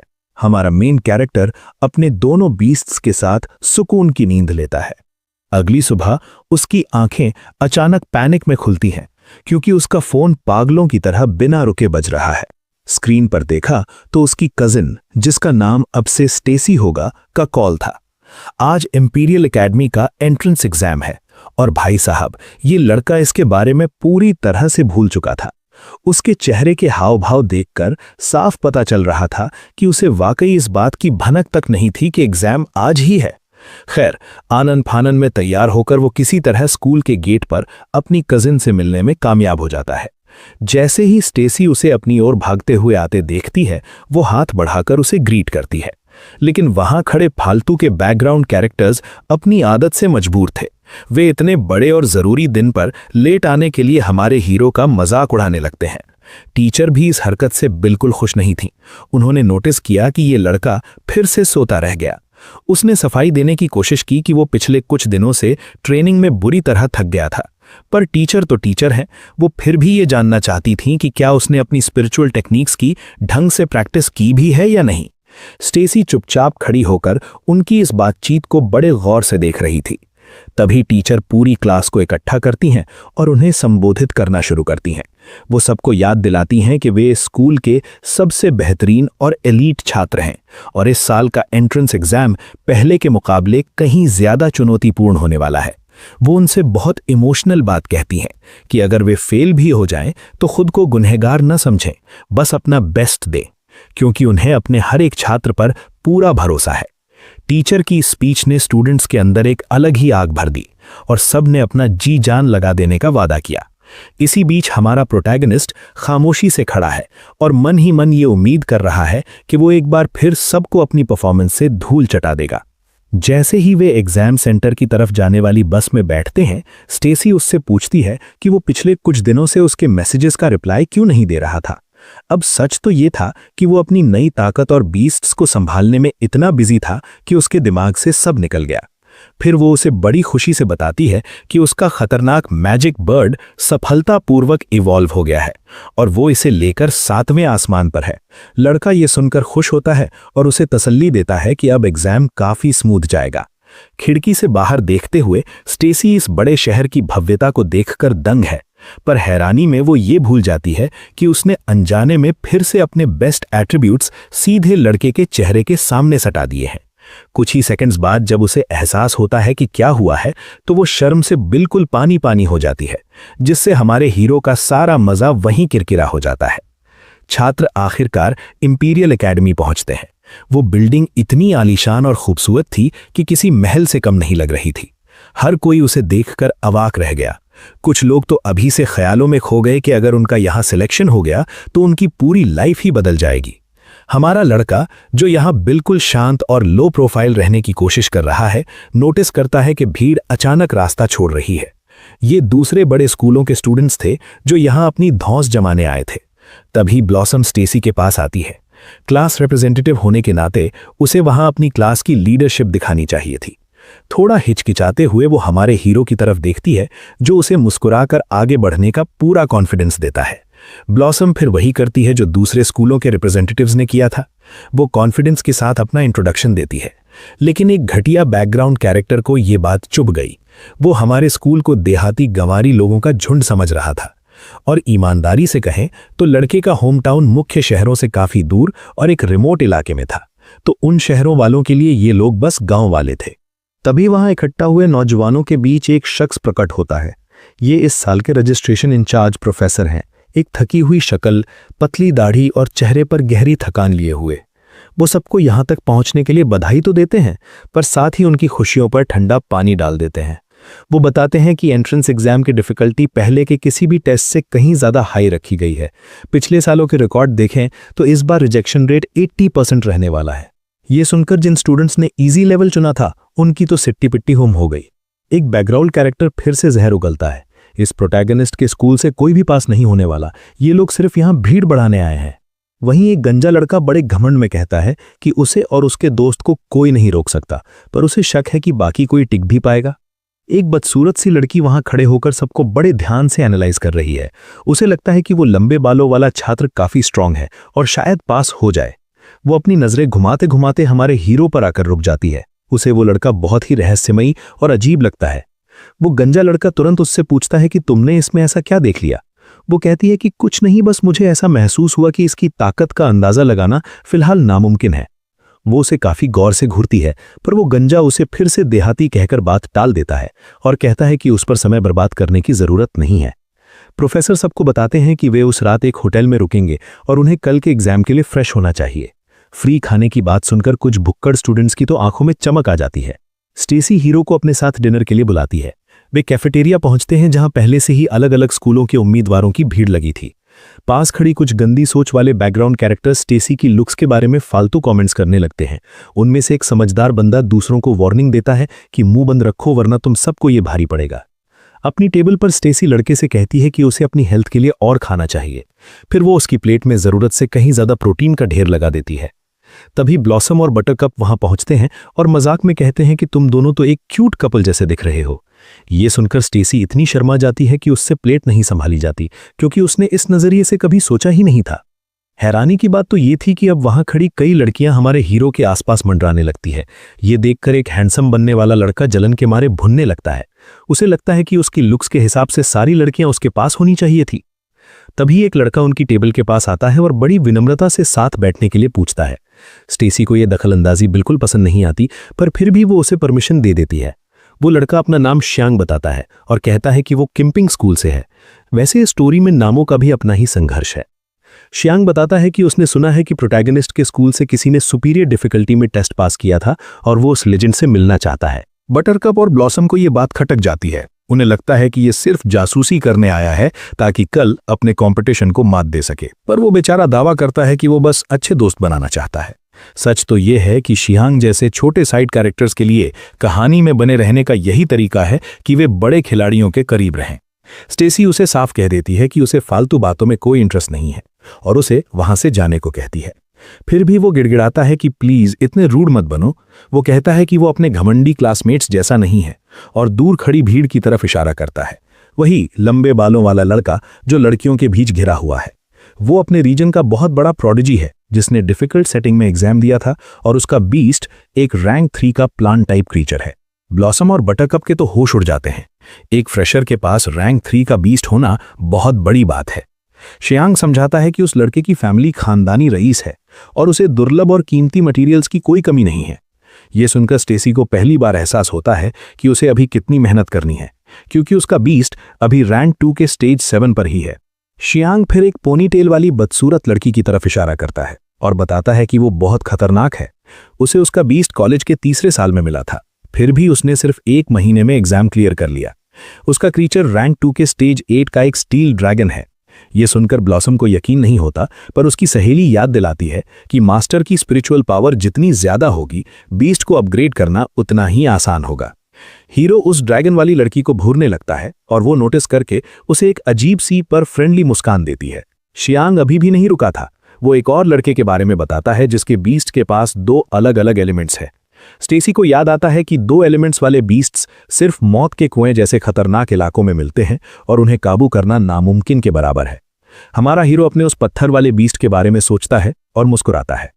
उसे पता है कि उसका दांव सही बैठने वाला है। इतनी सारी गपशप के बाद शियांग फिर से उसी मुद्दे पर आता है। भाई बताओ ना, वो कौन है जिसने सुपीरियर डिफिकल्टी पास की है? ब्लॉसम जैसे ही सच बोलने के लिए मुंह खोलती है, हमारा हीरो बड़ी चालाकी से उसे बीच में ही रोक देता है। वो सफेद झूठ बोल देता है कि वो प्रोडिजी आज यहां आया ही नहीं है। ये सुनकर लड़कियां सन्न रह जाती हैं, पर हीरो अपनी बात पर अड़ा रहता है कि वे उस स्टूडेंट को पर्सनली नहीं जानते। शियांग निराश होकर वहां से चला जाता है, पर उसे दिल ही दिल में ये शक हो जाता है कि ये ग्रुप उससे कुछ तो छुपा रहा है और वो जीनियस इन्हीं के बीच बैठा है। वो अपनी टीम के पास जाकर कहता है कि वो कल ही उस बंदे की असलियत सामने लाएगा। ब्लॉसम बाद में पूछती है कि हीरो ने अपनी पहचान क्यों छुपाई, पर हमारे हीरो को फालतू का शो ऑफ और अटेंशन बिल्कुल पसंद नहीं था। वो किसी अनजान बंदे पर भरोसा नहीं करना चाहता था। डिनर के बाद सब कैफेटेरिया से बाहर निकलने लगते हैं। स्टेसी अपनी सहेलियों से कहती है कि उन्हें आज रात जमकर ट्रेनिंग करनी चाहिए। वो हीरो को भी अपने कमरे में इनवाइट करती है ताकि वे साथ में प्रैक्टिस कर सकें। जाहिर है हमारे लड़के की खुराफाती और करप्ट इमेजिनेशन तुरंत एक बहुत ही रंगीन लेकिन नामुमकिन सीन सोचने लगती है, पर तभी उनके इस मोमेंट में एक कबाड़ा हो जाता है। एक फालतू का बैकग्राउंड कैरेक्टर आता है और बेशर्मी की सारी हदें पार करते हुए स्टेसी को गलत तरीके से छूता है। वो गंदी मुस्कान के साथ पूछता है कि क्या वो और उसके दोस्त आज रात उसके कमरे में आ सकते हैं। उसकी बातों से साफ था कि उसकी नीयत कितनी गंदी है, लेकिन उसने स्टेसी के उस खौफनाक और हिंसक रिएक्शन की उम्मीद बिल्कुल नहीं की थी जो अब उसे मिलने वाला था। स्टेसी की आंखों में इतना खौफनाक गुस्सा है कि वो उस लड़के की खोपड़ी अपने नंगे हाथों से कुचलने के लिए तैयार है। वो बदतमीज लड़का अपनी शारीरिक ताकत का दिखावा करने के लिए उसकी मुट्ठी हवा में ही पकड़ लेता है। उसके दोस्त ये देखकर दांत निकालकर हंसने लगते हैं, पर उनमें से किसी को भी इस बात का अंदाजा नहीं है कि अगले ही पल यहां क्या तबाही मचने वाली है। हमारे प्रोटैगनिस्ट के अंदर एक असली और जानलेवा गुस्सा उबल रहा है। वो इस वक्त खून का प्यासा हो चुका है। दिक्कत बस ये है कि अगर वो यहाँ लड़ाई करता है तो उसे सजा मिल सकती है, और स्टेसी भी उसे इशारा करती है कि इसे इग्नोर करे। लेकिन वो बैकग्राउंड कैरेक्टर अपनी बकवास जारी रखता है और कहता है कि इस स्कूल की लड़कियां तो बहुत खूबसूरत हैं, पर यहाँ के लड़के बिल्कुल डरपोक और घटिया हैं। उसने अपना जुमला खत्म ही किया था कि अचानक बिजली की रफ्तार से एक मुक्का उसके चेहरे की तरफ बढ़ा। पलक झपकते ही हमारे हीरो ने उस लड़के का चेहरा बिगाड़ दिया। इम्पैक्ट इतना जबरदस्त था कि वो लड़का कई मीटर दूर जाकर गिरा, जिसे देखकर उसके दोस्तों के चेहरे का रंग उड़ गया और उनके अंदर मौत का खौफ भर गया। उन्हें अब भी लग रहा था कि उनका दोस्त हमारे हीरो को पीट देगा, पर उन्हें नहीं पता कि लड़के ने अब क्रूअल्टी मोड ऑन कर दिया है। वो खुद की बेइज्जती बर्दाश्त कर सकता था, पर उन लोगों ने उसकी कजिन को हाथ लगाकर अपनी जिंदगी की सबसे बड़ी गलती कर दी थी। उस कातिलाना इरादे को महसूस करते ही वहां मौजूद स्टूडेंट्स की पैंट ढीली होने लगी और हमारे मेन कैरेक्टर ने साफ लफ्जों में ऐलान कर दिया कि वो उन्हें बिना सजा दिए यहां से जाने नहीं देगा। चेहरा पिचक जाने के बावजूद वो बैकग्राउंड कैरेक्टर किसी तरह खड़ा होता है और अपनी स्पिरिचुअल एनर्जी से हमला करने की तैयारी करता है, पर तभी उसे कोई रोक लेता है। ये उसके स्कूल का रिप्रेजेंटेटिव है, वली लंबे बालों वाला छात्र जो नहीं चाहता कि उसके स्कूल की बदनामी हो। वो ये भी एडमिट करता है कि हमारे हीरो का मुक्का वाकई बहुत स्ट्रांग था। प्रोटैगनिस्ट अभी भी गुस्से में तमतमा रहा है और कहता है कि ये मामला अभी खत्म नहीं हुआ है। वे बैकग्राउंड कैरेक्टर्स अभी भी धौंस जमा रहे हैं कि वे उसे सबक सिखाएंगे, और वो लंबे बालों वाला लीडर कहता है कि वो लड़के की शिकायतें सुनेगा। वे दोनों एक दूसरे को नफरत भरी नजरों से घूरते हैं जब तक कि स्टेसी उसे वहां से चलने के लिए नहीं कहती, इससे पहले कि उस गलियारे में कोई लाश बिछ जाए। तभी जाकर हमारा हीरो अपनी कातिलाना ऊर्जा को शांत करता है। वो खुलासा करता है कि वो इन लोगों से एग्जाम के दौरान दोबारा मिलने के लिए काफी एक्साइटेड है। उसके साथ मौजूद लड़कियां उसकी इस ताकत और बेरहमी को देखकर दंग है, और उनमें हीरो के प्रति दिलचस्पी और भी बढ़ गई है। अंत में ये पता चलता है कि वो लंबे बालों वाला लीडर असल में एक नंबर का ठरकी है, और वो किसी तरह ये अंदाजा लगा लेता है कि सुपीरियर डिफिकल्टी टेस्ट वाला असली जीनियस यही लड़का है। सब अपने अपने कमरों में लौट जाते हैं। लड़कियों में से किसी एक के बाथरूम से रहस्यमयी धुंध बाहर आ रही है। किसी अजीब वजह से उन लड़कियों ने एक साथ नहाने का फैसला किया है। स्टेसी चिढ़कर पूछती है कि उन्हें इस तरह एक दूसरे से सटकर नहाने की क्या जरूरत है। ब्लॉसम, जिसकी आंखों में शरारत भरी है, कहती है कि उनकी ट्रेनिंग के लिए ये बहुत जरूरी है। बटरकप तो इस तरह की ट्रेनिंग के लिए बहुत ही उत्साही है और अपनी सहेलियों को मसाज देने का ऑफर भी देती है, पर स्टेसी को इससे कोई शर्म नहीं आती। वो बस इतना कहती है कि उसे कोई फालतू में टच ना करे। अगले दिन सारे छात्र एक बड़े हॉल में जमा होते हैं और प्रोफेसर पहले से ही वहां उनका इंतजार कर रहे हैं। वो कहते हैं कि पहले एक अच्छी खबर है, पर कैंडिडेट्स का लेवल चेक करने के बाद वो एक कड़वे नतीजे पर पहुंचे हैं। ये इतिहास के सबसे घटिया स्टूडेंट्स का सिलेक्शन है और उन्हें इनसे किसी भी पॉजिटिव चीज की उम्मीद नहीं है। ये सुनकर सब सन रह जाते हैं, क्योंकि ये खबर किसी भी एंगल से अच्छी नहीं थी। बैकग्राउंड कैरेक्टर्स एक दूसरे को कोसने लगते हैं।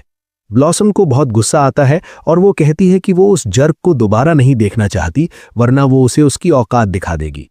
एग्जाम एक बार फिर ओरिजिन स्टोन की काल्पनिक दुनिया यानी इल्यूजरी डायमेंशन के अंदर होने वाला है। इस बार इस जगह का नाम है सीक्रेट फॉरेस्ट। धीरे धीरे उस डायमेंशन की इमेजेस सबके सामने आने लगती हैं। वे साफ देख सकते हैं कि वहां दूसरी तरफ कई खतरनाक क्रीचर्स उनका इंतजार कर रहे हैं। जब वे ध्यान में बैठेंगे तो उन्हें वहां भेज दिया जाएगा और उनके हाथ पर एक स्कोर दिखाई देगा। वहां लगा पैनल दिखाएगा कि उन्होंने कितने खतरनाक जानवरों को हराया है। रैंक 1 के क्रीचर को हराने के 10 पॉइंट्स मिलेंगे, रैंक 2 के 20 और रैंक 3 के 40 पॉइंट्स मिलेंगे। प्रोफेसर कहते हैं कि वे वहां शिकारी भी होंगे और शिकार भी। अगर उस डायमेंशन में उनके बीस्ट्स या वे खुद मर जाते हैं तो उनके लिए टेस्ट वहीं खत्म हो जाएगा। वहां बीच में एक सेंट्रल स्टोन भी है जो टॉप 10 प्लेयर्स का स्कोर दिखाएगा। क्योंकि वहां रैंक 3 के क्रीचर्स भी हैं, इसलिए ज्यादातर स्टूडेंट्स तो शुरू होते ही बाहर हो जाएंगे। एग्जाम का समय सिर्फ 4 घंटे है और केवल टॉप 10 कैंडिडेट्स को ही मंजूरी मिलेगी। तभी वो लंबे बालों वाला छात्र एक सवाल पूछता है कि क्या उन्हें सिर्फ जानवरों का शिकार करने की इजाजत है। प्रोफेसर कहते हैं कि यह बहुत अच्छा सवाल है। अगर तुम किसी दूसरे कैंडिडेट को बाहर करते हो तो तुम्हें उस इंसान के सारे पॉइंट्स मिल जाएंगे। यह सुनते ही वहां खलबली मच जाती है और लोग बचने के लिए गठबंधन बनाने की सोचने लगते हैं। वो गंजा लड़का खुश है क्योंकि अब वो अपनी पूरी ताकत आजमा सकता है, पर वो बदसूरत लड़की अभी भी शक में है और हमारे हीरो को बहुत गौर से देख रही है। शोर बढ़ता देख प्रोफेसर चिल्लाकर सबको चुप कराते हैं। वो कहते हैं कि असली मैदाने जंग इस एग्जाम से कहीं ज्यादा क्रूर होता है और अगर किसी डरपोक को अभी पीछे हटना है तो वो हट सकता है। वो ये भी बताते हैं कि जो पहले नंबर पर आएगा उसे कई खास विशेषाधिकार मिलेंगे। हमारा हीरो ये देखने के लिए बेताब है कि उन सब के बीच फ्रेशमैन का राजा कौन बनेगा। स्टेसी चाहती है कि वो वहां पहुंचते ही तुरंत हीरो को ढूंढ ले ताकि उसकी लाइफ आसान हो जाए। हीरो को भी उसकी फिक्र है और वो उससे कहता है कि वहां पहुंचते ही अपनी उड़ने की एबिलिटी का इस्तेमाल करके उसे ढूंढ ले। ये सुनकर स्टेसी दृढ़ संकल्प से भर जाती है। प्रोफेसर सबको बैठने और शांत रहने को कहते हैं। अब उस रहस्यमय डायमेंशन में घुसने का वक्त आ गया है। हमारा प्रोटैगनिस्ट आखिरकार जंगल के अंदर प्रकट होता है। सबसे पहले वो आसपास देखता है और उसे वो बड़ा पत्थर मिल जाता है जिसके बारे में प्रोफेसर ने बताया था। वो अपने हाथ पर एग्जाम का डेटा, अपना स्कोर और बचा हुआ समय भी देख सकता है। जानकारी बहुत कम है, वो ये नहीं बता सकता कि वो टॉप 10 में है या नहीं। इसका मतलब वो पत्थर खिलाड़ियों के जमा होने का अड्डा बन जाएगा, जिससे वो सबसे खतरनाक इलाका होगा। दूसरे शब्दों में, अगर वो उस पत्थर को चेक किए बिना शिकार करता रहा तो उसे अपनी असली पोजीशन पता नहीं चलेगी, और अगर वो टॉप 10 में हुआ तो उसे पता भी नहीं चलेगा और वो दूसरों का टारगेट बन जाएगा। ऐसा लगता है कि एग्जाम का असली मकसद खिलाड़ियों को आपस में लड़ने पर मजबूर करना है, क्योंकि जो बहुत ज्यादा स्ट्रांग हैं वे रूल्स को पूरी तरह इग्नोर कर सकते हैं। इसे एक गेम की तरह लेते हुए हमारा हीरो अब मजे लेने के लिए तैयार है। जैसे ही वो आगे बढ़ता है, अचानक उस पर हमला होता है। एक विशाल सांप ने उस पर झपट्टा मारने की कोशिश की, पर वो सिर्फ रैंक 1 का था।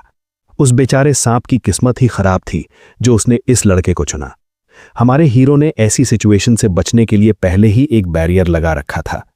चूंकि लड़ाई शुरू हो ही चुकी थी तो उसने मजे के लिए अपने उस पत्थर वाले बीस्ट को भी बुला लिया। वो फिलहाल अपनी असली ताकत छुपाकर रखना चाहता है ताकि वो अपने नए बीस्ट की असली काबिलियत को परख सके, खासकर तब जब उसके पास दो एट्रीब्यूट्स हैं। पत्थर वाले बीस्ट के सामने वो सांप बिल्कुल भी डेंजरस नहीं लग रहा था। चूंकि वो सांप पहले ही भागने की कोशिश कर रहा था तो लड़के ने उसे छोड़ देना ही बेहतर समझा। इतने कम पॉइंट्स के लिए उसे मारना वक्त की बर्बादी थी।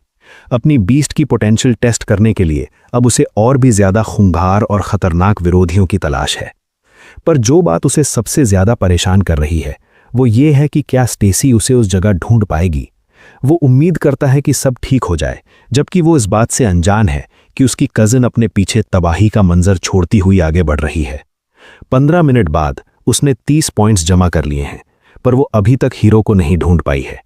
इसलिए वो अपने फायर बर्ड को तलाश जारी रखने का हुक्म देती है। ऊपर आसमान से वो बीस्ट उस मेन स्टोन को भी देख सकता है। धीरे धीरे स्टेसी की चिंता बढ़ती जा रही है, क्योंकि वो उस जंगल में हीरो के साथ अकेले रहना चाहती थी। शायद वो खुद ही वहां सबसे बड़ा खतरा है। फायर बर्ड लगातार आसमान में उड़ान भर रहा है। तभी अचानक स्टेसी की नजर नीचे कुछ खिलाड़ियों पर पड़ती है। वे बेचारे जंगल के खूंखार क्रीचर्स के हत्थे चढ़ गए हैं और बुरी तरह प्रताड़ित हो रहे हैं। सच तो यह है कि इन बैकग्राउंड कैरेक्टर्स की लाइफ बिल्कुल भी आसान नहीं होती। बदकिस्मती से टेम किए हुए क्रीचर्स अपने मालिकों से ज्यादा दूर नहीं जा सकते, जिससे स्टेसी के लिए हीरो को ढूंढना थोड़ा मुश्किल हो रहा है। इस समस्या को सुलझाने के लिए उसे अपनी तलाश जारी रखनी होगी, पर उसे एक बात का पूरा यकीन है, हमारा हीरो टॉप 10 में जरूर होगा और वो मेन स्टोन पर दी गई लोकेशन का इस्तेमाल करके उसे बाद में ढूंढ लेगी। अभी वो अपनी इसी स्ट्रैटेजी के बारे में सोच ही रही थी कि तभी एक बदतमीज शुतुरमुर्ग गंदी नीयत के साथ उसके पास आने की कोशिश करता है। स्टेसी बड़ी आसानी से उसके हमले से बच जाती है और वो बेवकूफ शुतुरमुर्ग लड़खड़ाकर आगे निकल जाता है। वो नोटिस करती है कि वो मॉन्स्टर रैंक 2 का है और उसके नोट्स के हिसाब से वो उसके फ्लेम क्रीचर का मुकाबला नहीं कर सकता। फायरबर्ड तेजी से आगे बढ़ता है और उस बेवकूफ शुतुरमुर्ग को जलाकर राख कर देता है, जिससे स्टेसी को 20 और पॉइंट्स मिल जाते हैं। लेकिन लड़ाई के बीच में ही कुछ अजीब होता है। एक बूमरैंग वापस आकर अपने मालिक के हाथ में गिरता है, पर यह कोई असली बूमरैंग नहीं बल्कि एक केला है। इसे एक विशाल बंदर ने फेंका था, जो उसी चिढ़ाने वाले बैकग्राउंड कैरेक्टर का बीस्ट है। हालांकि वो बंदर स्टेसी के क्रीचर से काफी कमजोर है। वो लड़का बहुत एक्साइटेड है। उसे लगता है कि स्टेसी से टकराना एक शानदार इत्तेफाक है। स्टेसी को उस पर बहुत गुस्सा आता है क्योंकि उसने उसके शिकार के पॉइंट्स चुरा लिए थे, पर उस लड़के को कोई फर्क नहीं पड़ता। वो वादा करता है कि वो उसके सारे पॉइंट्स चुरा लेगा और अपने बंदर को फायरबर्ड को तबाह करने का ऑर्डर देता है। वो बंदर फिर से अपना केला बूमरैंग फेंकता है। स्टेसी अपने फायरबर्ड को बचने के लिए कहती है, पर उसे अंदाजा नहीं था कि वो केला हवा में ही अपना रास्ता बदल लेगा। अब वो केला सीधे स्टेसी की तरफ आ रहा है। वो किसी तरह बाल बाल बचती है, पर उसका ध्यान भटकते ही वो कमीना लड़का उसे पीछे से दबोच लेता है और उसका मुंह दबा देता है ताकि वो अपने पक्षी को कोई ऑर्डर न दे सके। इंसानी शक्ल वाले बीस्ट्स की सबसे बड़ी खूबी उनकी हाई इंटेलिजेंस होती है। वे खुद के फैसले ले सकते हैं और ये बंदर बस वहां तबाही मचाना चाहता है। अब उस विशाल बंदर ने फायरबर्ड को पकड़ लिया है। वो बैकग्राउंड कैरेक्टर हंसते हुए कहता है कि उसे कंपटीशन से बाहर करने से पहले वो उसके साथ थोड़ा मजा करना चाहता है। दूसरी तरफ एग्जाम शुरू हुए लगभग 30 मिनट हो चुके हैं और हमारे प्रोटैगनिस्ट ने पहले ही 40 पॉइंट्स जमा कर लिए हैं। उसका पत्थर वाला बीस्ट इसके लिए कड़ी मेहनत कर रहा है। जंगल की गहराइयों में उसकी मुलाकात उसी मोटे लड़के से होती है जो पहले जानकारी जुटाने की कोशिश कर रहा था। उसके साथ जो क्रीचर है ना तो वो स्ट्रांग है और ना ही दिखने में अच्छा। वो मोटा लड़का बहुत खुश है क्योंकि उसने 60 पॉइंट्स बटोर लिए हैं। तभी वो हमारे हीरो को पहचान लेता है और हीरो भी उससे बड़ी दोस्ती से मिलता है। लड़का जानता है कि अभी तक उसकी असली पहचान उजागर नहीं हुई है, इसलिए वो इस मोटे लड़के से कुछ जानकारी निकालने की उम्मीद करता है। जब वो अपने पत्थर वाले बीस्ट के साथ पास आता है तो वो मोटा लड़का एक्साइटमेंट में पागल हो जाता है। उसने ऐसा क्रिएचर पहले कभी नहीं देखा था, पर उसे स्टोन टाइप बीस्ट देखकर यकीन हो जाता है कि ये लड़का वो महान जीनियस नहीं हो सकता, क्योंकि सब जानते थे कि उस जीनियस के पास आइस क्रिएचर है। हीरो उसे झूठ बोल देता है कि उसका बीस्ट बस एक मामूली डी रैंक का जानवर है जो हाल ही में रैंक 2 पर पहुंचा है। वो मोटा लड़का बड़े गर्व से अपना अनोखा बीस्ट दिखाता है जो रैंक 2 के स्टेज 7 पर है। हीरो उसकी झूठी तारीफ करता है, जिससे वो फूलकर कुप्पा हो जाता है और टीम बनाने का सुझाव देता है। हीरो इसमें दिलचस्पी दिखाता है, पर असलियत में वो मोटा लड़का पहले मौके पर ही उसे धोखा देने और उसके पॉइंट्स चुराने का प्लान बना रहा है। इधर जंगल के दूसरे हिस्से में स्टेसी ने तय कर लिया है कि अब बहुत बेइज्जती हो चुकी। उस लड़के का हाथ पकड़कर वो उस पर एक जबरदस्त सेल्फ डिफेंस मूव आजमाती है। वो कमीना लड़का फिर से बेइज्जत होकर जमीन पर गिर पड़ता है और सच कहें तो वो इसी के लायक था। उसकी आंखों में अब मौत का खौफ है। पिछली बार स्टेसी के कजिन ने उसे बचाया था, पर इस बार वो इस नीच इंसान को इतनी आसानी से नहीं छोड़ेगी। गुस्से में पागल होकर वो डेमिनिफिकेशन का हुक्म देती है। फायरबर्ड की लपटों का रंग बदलने लगता है, जिसे देखकर उस बंदर की रूह कांप जाती है। उसे एहसास होता है कि वो पक्षी अब किसी बिल्कुल ही अलग चीज में बदल रहा है। फायरबर्ड अब एक डार्क फॉर्म ले चुका है जो बिल्कुल किसी मरे हुए ज़ॉम्बी जैसा लग रहा है। वो बंदर डर के मारे कांपने लगता है और अपनी बुद्धिमानी का इस्तेमाल करते हुए अपने मालिक को मुसीबत में छोड़कर वहां से भाग खड़ा होता है। स्टेसी देखती है कि उस कमीने लड़के को उसके खुद के बीस्ट ने धोखा दे दिया है। लड़का गिड़गिड़ाने लगता है और बस एक ही गुहार लगाता है कि उसे चेहरे पर उसी पुरानी जगह दोबारा न मारा जाए। पर तभी पूरे जंगल में दर्द से भरी एक चीख गूंजती है। उस नीच इंसान का अंत करने के बाद स्टेसी उसके सारे पॉइंट्स सोख लेती है। अब मेन स्टोन उन खिलाड़ियों के नाम दिखा रहा है जो एग्जाम में लीड कर रहे हैं। बाहर खड़ा प्रोफेसर बड़े ध्यान से सब देख रहा है। उसे लगता है कि ये कैंडिडेट्स इतने भी बुरे नहीं हैं। अभी 1 घंटा भी नहीं हुआ और किसी ने 100 पॉइंट्स का आंकड़ा पार कर लिया है। अब प्रोफेसर की नज़र उस लंबे बालों वाले छात्र पर पड़ती है। वो अभी अभी एक रैंक 3 के खतरनाक बाघ से टकराया है, पर उसका प्लांट टाइप बीस्ट भी रैंक 3 का है और उसका स्टेज काफ़ी हाई है। उनके बीच मुकाबला शुरू होता है। बाघ उसे अपना खाना बनाना चाहता है, पर प्लांट बीस्ट उसे अपनी टहनियों से जकड़ लेता है। लेकिन बाघ की ताकत भी कम नहीं है। वो खुद को आज़ाद करा लेता है और उस पौधे को ही चबाने लगता है। लंबे बालों वाला छात्र चिढ़ जाता है क्योंकि उसका जहरीला पौधा अपने शिकार के साथ बहुत ज्यादा खेल रहा है, जबकि उन्हें अगले टारगेट पर जाना है। अचानक उस बाघ के पेट में ऐसा दर्द उठता है जो उसने पहले कभी महसूस नहीं किया था। वो दर्द बर्दाश्त के बाहर था। उस प्लांट की टहनियां बाघ के शरीर को अंदर से चीरते हुए बाहर निकल आती हैं। लड़ाई खत्म होती है और वो पौधा बाघ की लाश में अपनी जड़ें गड़ा देता है ताकि उसके सारे न्यूट्रिएंट्स सोख ले। लाश तुरंत सूखकर कांटा हो जाती है। लंबे बालों वाला सनकी लड़का बहुत खुश है, वो अब कंपटीशन में सबसे ऊपर है। बाकी प्रतियोगी भी आखिरकार मेन स्टोन के पास पहुंचते हैं और लीडर्स के नाम देखते हैं। ये देखकर वो गंजा लड़का टशन मारता है कि इसमें कोई बड़ी बात नहीं है, क्योंकि उसकी सहेली वो बदसूरत लड़की दूसरे नंबर पर थी। पर वो लड़की थोड़ी चिंतित थी, तो गंजा उसे दिलासा देता है। उसके पास अभी 0 पॉइंट्स थे, पर उसका प्लान दूसरे खिलाड़ियों का शिकार करने का था। वो लड़की पूछती है कि उन्हें शुरुआत किससे करनी चाहिए। उस गंजे लड़के को समझ आता है कि उस लंबे बालों वाले जीनियस पर हमला करना खुदकुशी होगी, इसलिए उन्हें अपने स्कूल के लोगों से बचना चाहिए। वो फैसला करता है कि उनका अगला टारगेट स्टेसी होगी। वो बदसूरत लड़की याद दिलाती है कि स्टेसी के स्कूल में एक टैलेंटेड लड़का था, हमारा प्रोटैगनिस्ट भी था, पर लिस्ट में उसका नाम नहीं है। वे सोचते हैं कि उसने जरूर चीटिंग की होगी और उसमें कोई असली काबिलियत नहीं है। स्टून की मदद से वे स्टेसी की लोकेशन ट्रैक कर लेते हैं और तेजी से उसकी तरफ बढ़ते हैं। इधर स्टेसी अपने बीस्ट के साथ है और उसे पता चलता है कि बाईं तरफ कीड़े हैं और दाईं तरफ मांसाहारी पौधे, पर उसे अभी तक हीरो नहीं मिला। वहीं हमारा हीरो उस मोटे चालबाज के साथ है और उन्हें कुछ मिला है। वो वही प्लांट टाइप बीस्ट है जिसे हीरो ने एग्जाम की शुरुआत में हराया था। वो मोटा लड़का कहता है कि ये वाला तुम संभालो, मैं बाद में तुम्हारी मदद करूंगा, जबकि असल में वो उसे धोखा देने की ताक में था। लेकिन पत्थर वाला बीस्ट पेबल अपनी पूरी क्रूर ताकत के साथ उस पर टूट पड़ता है। चंद सेकंड्स में वो प्लांट बीस्ट ढेर हो जाता है। पेबल को रहम करना नहीं आता, वो सिर्फ दर्द और हिंसा देना जानता है। ये देखकर वो मोटा लड़का दंग रह जाता है। दुश्मन को बस एक ही बार में खत्म कर दिया गया। उसने ऐसी ताकत की उम्मीद नहीं की थी। अब एग्जाम खत्म होने में 2 मिनट से थोड़ा ज्यादा का वक्त बचा है और स्टेसी टॉप 10 में बनी हुई है। प्रोफेसर हीरो की प्रोग्रेस देखकर हैरान है। 2 घंटे से भी कम समय में वो लिस्ट में शामिल हो गया है। तभी वो नोटिस करता है कि प्रोटैगनिस्ट किसी दूसरे कैंडिडेट के साथ मिलकर काम कर रहा है। पर अब वो मोटा लड़का खौफ में है, क्योंकि वो इस प्रोग्रेस में रत्ती भर भी योगदान नहीं दे पा रहा था। हमारे प्रोटैगनिस्ट ने बड़े मजे में माफी मांगते हुए कहा कि माफ करना यार, शायद मैं जरूरत से ज्यादा ही स्ट्रांग हूं। चूंकि एग्जाम पास करने के लिए परफॉर्मेंस बहुत मायने रखती थी, इसलिए उसने अपने बीस्ट को आदेश दिया कि सब कुछ जल्दी निपटा ले।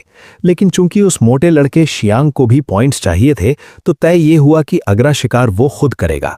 सच तो ये था कि वो मोटा लड़का प्रोटैगनिस्ट के इस एटीट्यूड से नफरत करने लगा था और अभी भी इस बात पर अड़ा था कि मौका मिलते ही वो उसके सारे पॉइंट्स चुरा लेगा। तभी सिस्टम ने वार्निंग दी कि पास ही में एक रेयर बीस्ट डिटेक्ट हुआ है। प्रोटैगनिस्ट को लगा कि इसे मारकर उसे तगड़े पॉइंट्स मिलेंगे। पेड़ों के बीच उसे एक अजीबोगरीब सुनहरे रंग का तना, गोल्डन ट्रंक दिखाई दिया। शियांग को यकीन नहीं हो रहा था कि ये असली है। वो अभी से उन बोनस पॉइंट्स के सपने देखने लगा जो उसे मिलने वाले थे। पर तभी एक जड़ ने तेजी से लपककर उसे जकड़ लिया, जबकि हमारा हीरो बड़ी आसानी से उसे चकमा देकर हट गया। अब वो मोटा लड़का असली मुसीबत में था। वो पेड़ दिखने में ही खूंखार था और इंसानी मांस चखने के लिए बेताब लग रहा था। वो रैंक 3 का क्रीचर था जो पहले ही स्टेज 9 पर पहुंच चुका था।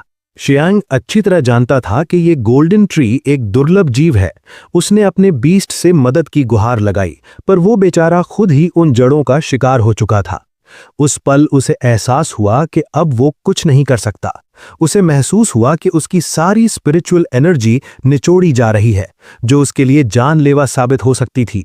उसने गिड़गिड़ाते हुए प्रोटैगनिस्ट से मदद मांगी, लेकिन हीरो ने उसे याद दिलाया कि उनके बीच अग्रीमेंट हुआ था कि अगला शिकार शियांग खुद करेगा।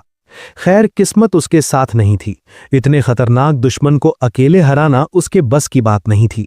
प्रोटैगनिस्ट ने पहले तो उसकी तरफ पीठ घुमा ली, क्योंकि अग्रीमेंट टूट रहा था।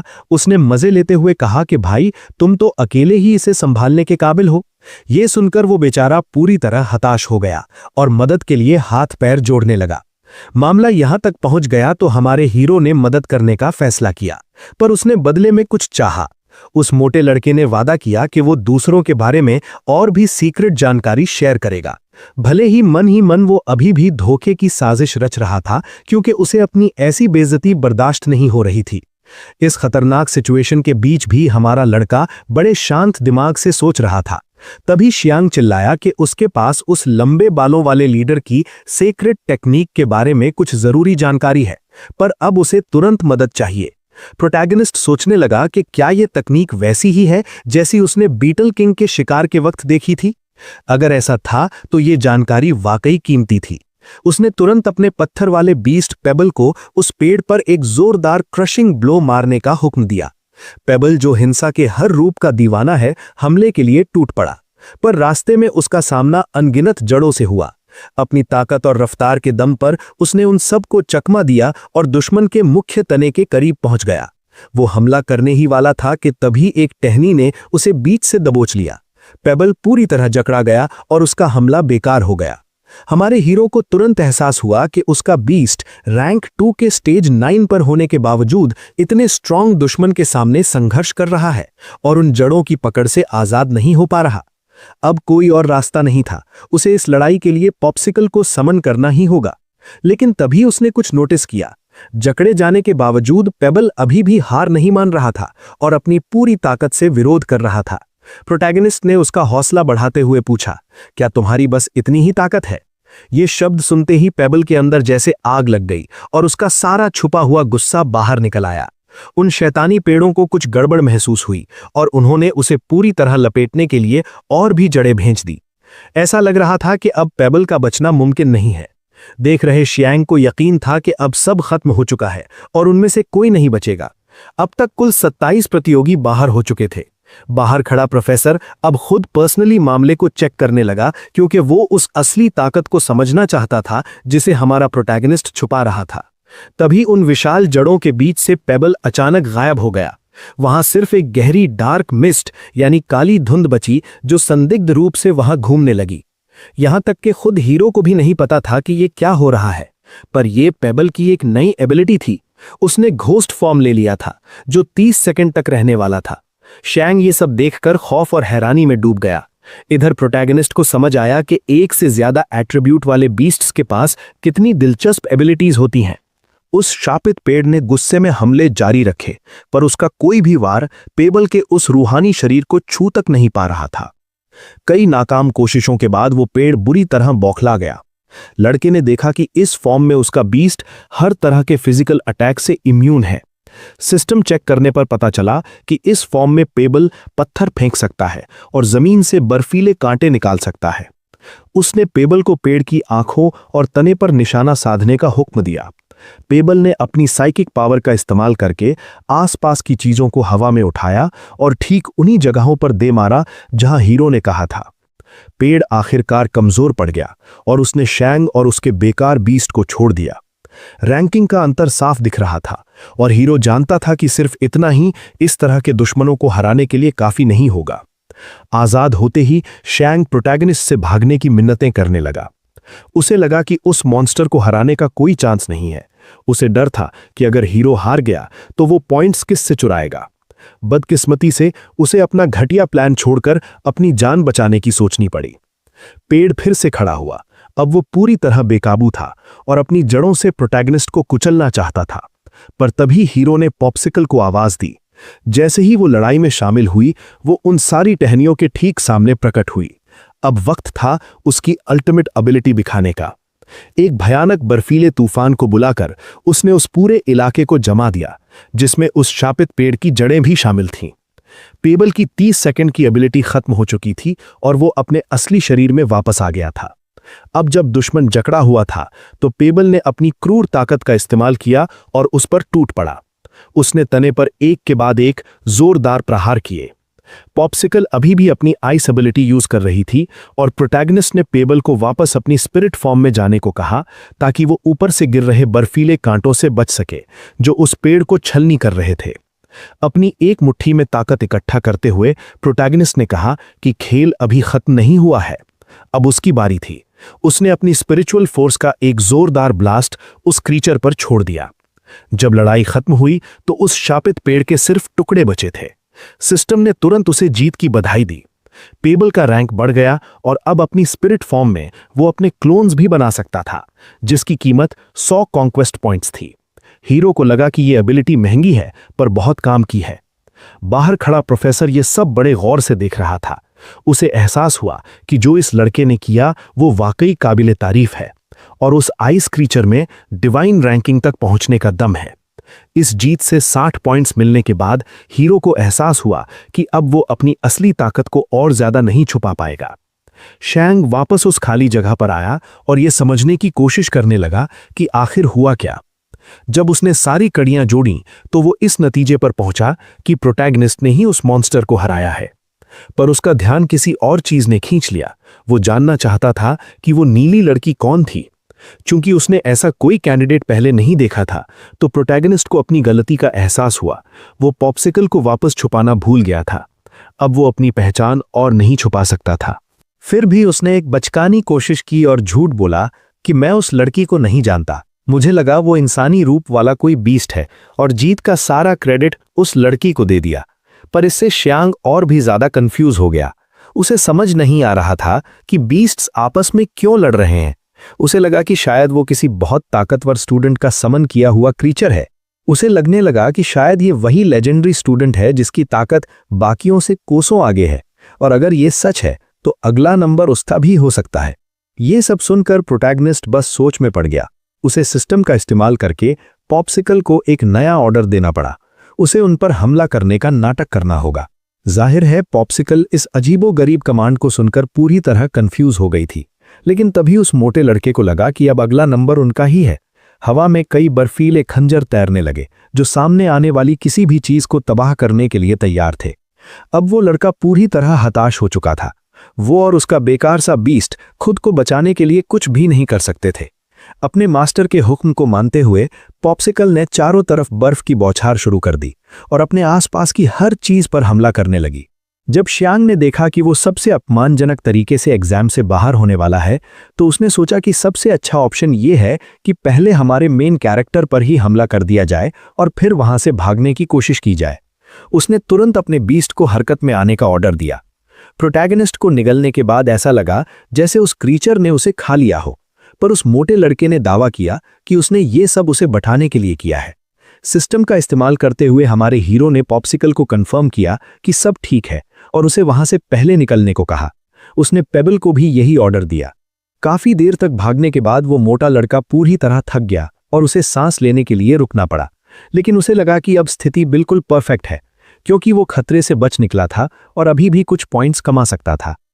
क्रीचर के पेट के अंदर से हमारे प्रोटैगनिस्ट ने पूछा कि क्या अब बाहर सब सेफ है, जिसे सुनकर श्यांग के होश उड़ गए। अपनी जादुई शील्ड की वजह से वो पेट के अंदर बिल्कुल भी डाइजेस्ट नहीं हुआ था और उसने बाहर आने की इजाजत मांगी। मोटे लड़के ने झूठ बोला कि अभी भी हमारा पीछा किया जा रहा है और उसे थोड़ी देर और अंदर रहने को कहा, पर उसे समझ नहीं आ रहा था कि उसके बीस्ट ने उसे अब तक हजम क्यों नहीं किया। उस खाने की वजह से उसके मॉन्स्टर की तबीयत भी खराब होने लगी थी।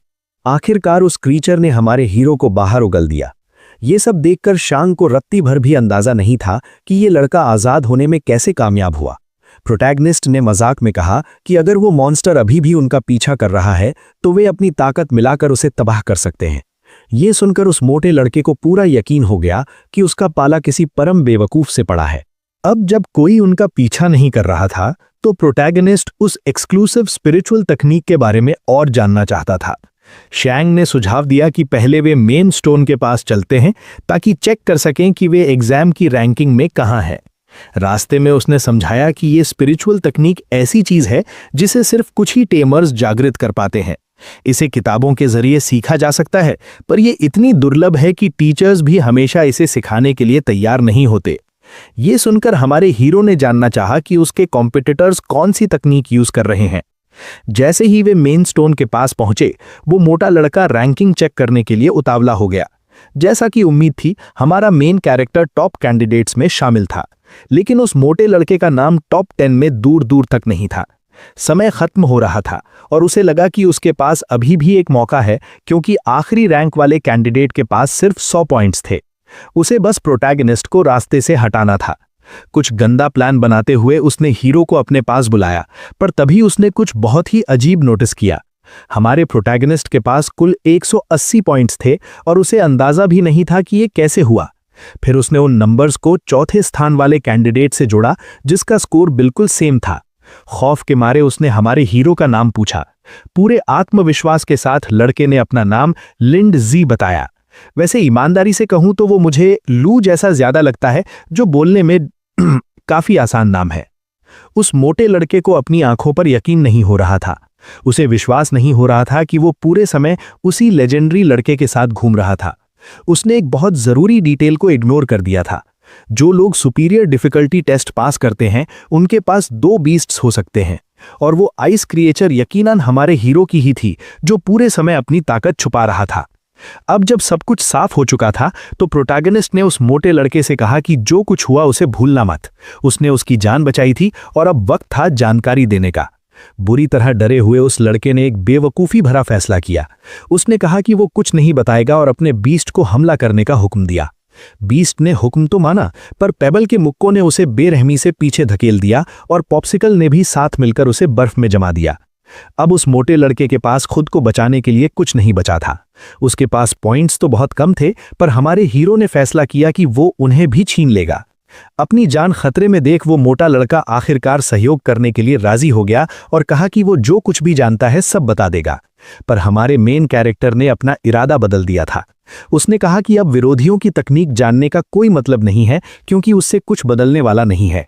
इन शब्दों ने उस मोटे लड़के के दिल में दहशत भर दी। जब उसने सुना कि हमारा हीरो कह रहा है कि वो बाकियों से कोसों आगे है और कुछ भी नहीं बदलेगा, तो वो समझ गया कि लड़का एक एक शब्द सच कह रहा है। जैसे ही उसने बोलना समाप्त किया, हमारे लड़के ने पॉप्सिकल को बर्फ का हमला करने के लिए कहा, लेकिन कुछ ऐसा हुआ जिससे वो पल अचानक ही खत्म हो गया। अचानक कहीं से निकली जड़ों ने उस मोटे लड़के के शरीर को छेद दिया।